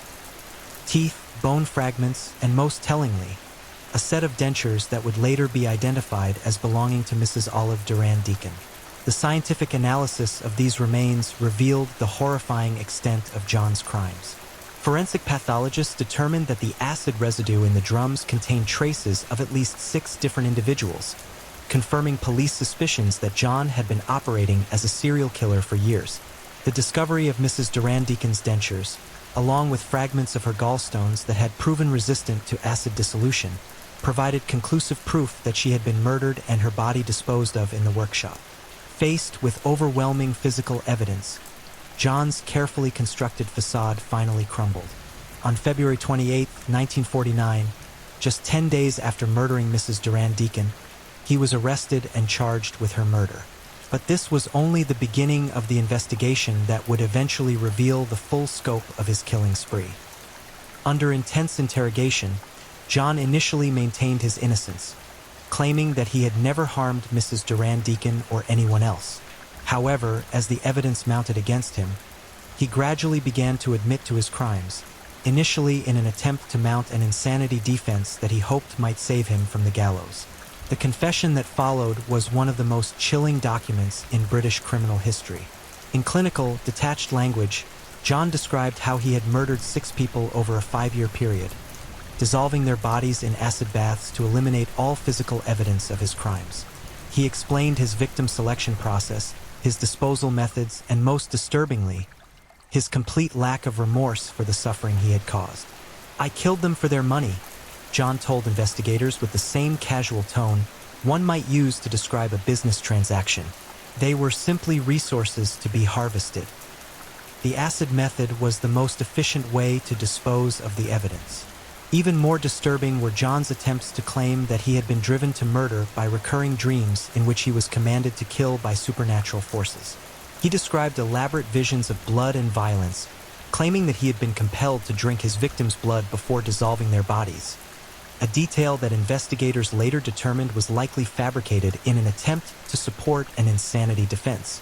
The trial of John George Hay began at Lewes Assizes on July 18, 1949, and immediately captured the attention of the British public. Newspaper headlines dubbed him the acid bath murderer and the vampire of Crawley, while crowds gathered outside the courthouse hoping to catch a glimpse of the man who had terrorized London for years. The prosecution's case was devastating in its completeness. They presented evidence linking John to all 6 murders, detailed his methods of body disposal, and demonstrated the calculated, premeditated nature of his crimes. The physical evidence from the workshop was particularly compelling, with forensic experts explaining how they had identified human remains in the acid residue and matched them to the missing victims. John's defense team attempted to argue that their client was insane at the time of the murders, claiming that he suffered from a rare psychological condition that compelled him to kill and consume human blood. They brought in psychiatric experts who testified about John's supposed mental illness, arguing that he was not legally responsible for his actions. However, the prosecution easily dismantled this defense by demonstrating the careful planning and methodical execution that characterized all of John's murders. The evidence showed that he had researched acid disposal methods, carefully selected his victims based on their wealth and social isolation, and systematically looted their assets after killing them. This level of premeditation and rational thought was completely inconsistent with claims of insanity. The jury deliberated for less than 20 minutes before returning a verdict of guilty on all charges. Judge Mr. Justice Humphreys sentenced John George Hay to death by hanging, describing his crimes as among the most heinous in the annals of British criminal history. On August 10, 1949, at exactly 9 a.m., John George Hay was executed at Wandsworth Prison. His final words were reported to be a complaint about the quality of his last meal, demonstrating his complete lack of remorse even in his final moments. The man who had dissolved 6 human beings in acid baths met his own end with the same cold detachment that had characterized his approach to murder. The aftermath of John's execution brought some measure of closure to the families of his victims, though the pain of their losses would never fully heal. The case also led to significant changes in British law enforcement procedures, with new protocols established for investigating missing persons cases and improved forensic techniques developed for analyzing chemical evidence. The acid bath murders remain one of Britain's most notorious criminal cases, a testament to the capacity for evil that can lurk behind even the most charming facade. John George Hay had proven that the most dangerous predators are often those who appear most normal, most trustworthy, most human. His workshop in Crawley was demolished shortly after his execution, but the memory of what transpired there continues to haunt those who investigated his crimes. The acid baths that had consumed 6 innocent victims became symbols of ultimate evil, reminders that some monsters are real and that they walk among us wearing human faces. In the end, John George Hay's reign of terror lasted exactly 5 years, from the murder of William McSwan in September 1944 to his execution in August 1949. During that time, he had perfected a method of murder that seemed foolproof, accumulated substantial wealth through the systematic slaughter of innocent people, and demonstrated a level of callous indifference to human suffering that shocked even experienced investigators. But evil, no matter how clever or careful, inevitably contains the seeds of its own destruction. John's arrogance and greed led him to target a victim whose disappearance could not be easily explained away, and his confidence made him careless in ways that ultimately exposed his crimes. The acid that had served as his weapon of choice became the instrument of his downfall, as forensic science proved more resilient than his chemical solutions. The case of the acid bath murderer serves as a chilling reminder that true evil exists in our world, often hidden behind masks of respectability and charm. John George Hay's story is not just one of murder and mayhem, but of the thin veneer of civilization that separates humanity from the abyss. When that veneer is stripped away, as it was in the grimy workshop in Crawley, we are confronted with the terrifying reality of what human beings are capable of when they abandon all moral constraints and embrace the darkness that lurks within us all. The acid baths are empty now, the workshop demolished, the killer executed. But the memory of John George Hay's crimes lives on as a testament to the necessity of vigilance, the importance of justice, and the eternal struggle between good and evil that defines the human condition. In the end, evil was defeated, but the cost was measured in 6 innocent lives dissolved in acid and lost forever to the darkness of one man's monstrous appetite for death. Thank you for watching and joining us as we explored these chilling and mysterious stories. If you enjoyed the journey, be sure to like, subscribe, and share with others who love a good mystery, and we appreciate you taking the time to be a part of this. And we'll see you next time for more gripping stories. Stay safe and stay curious.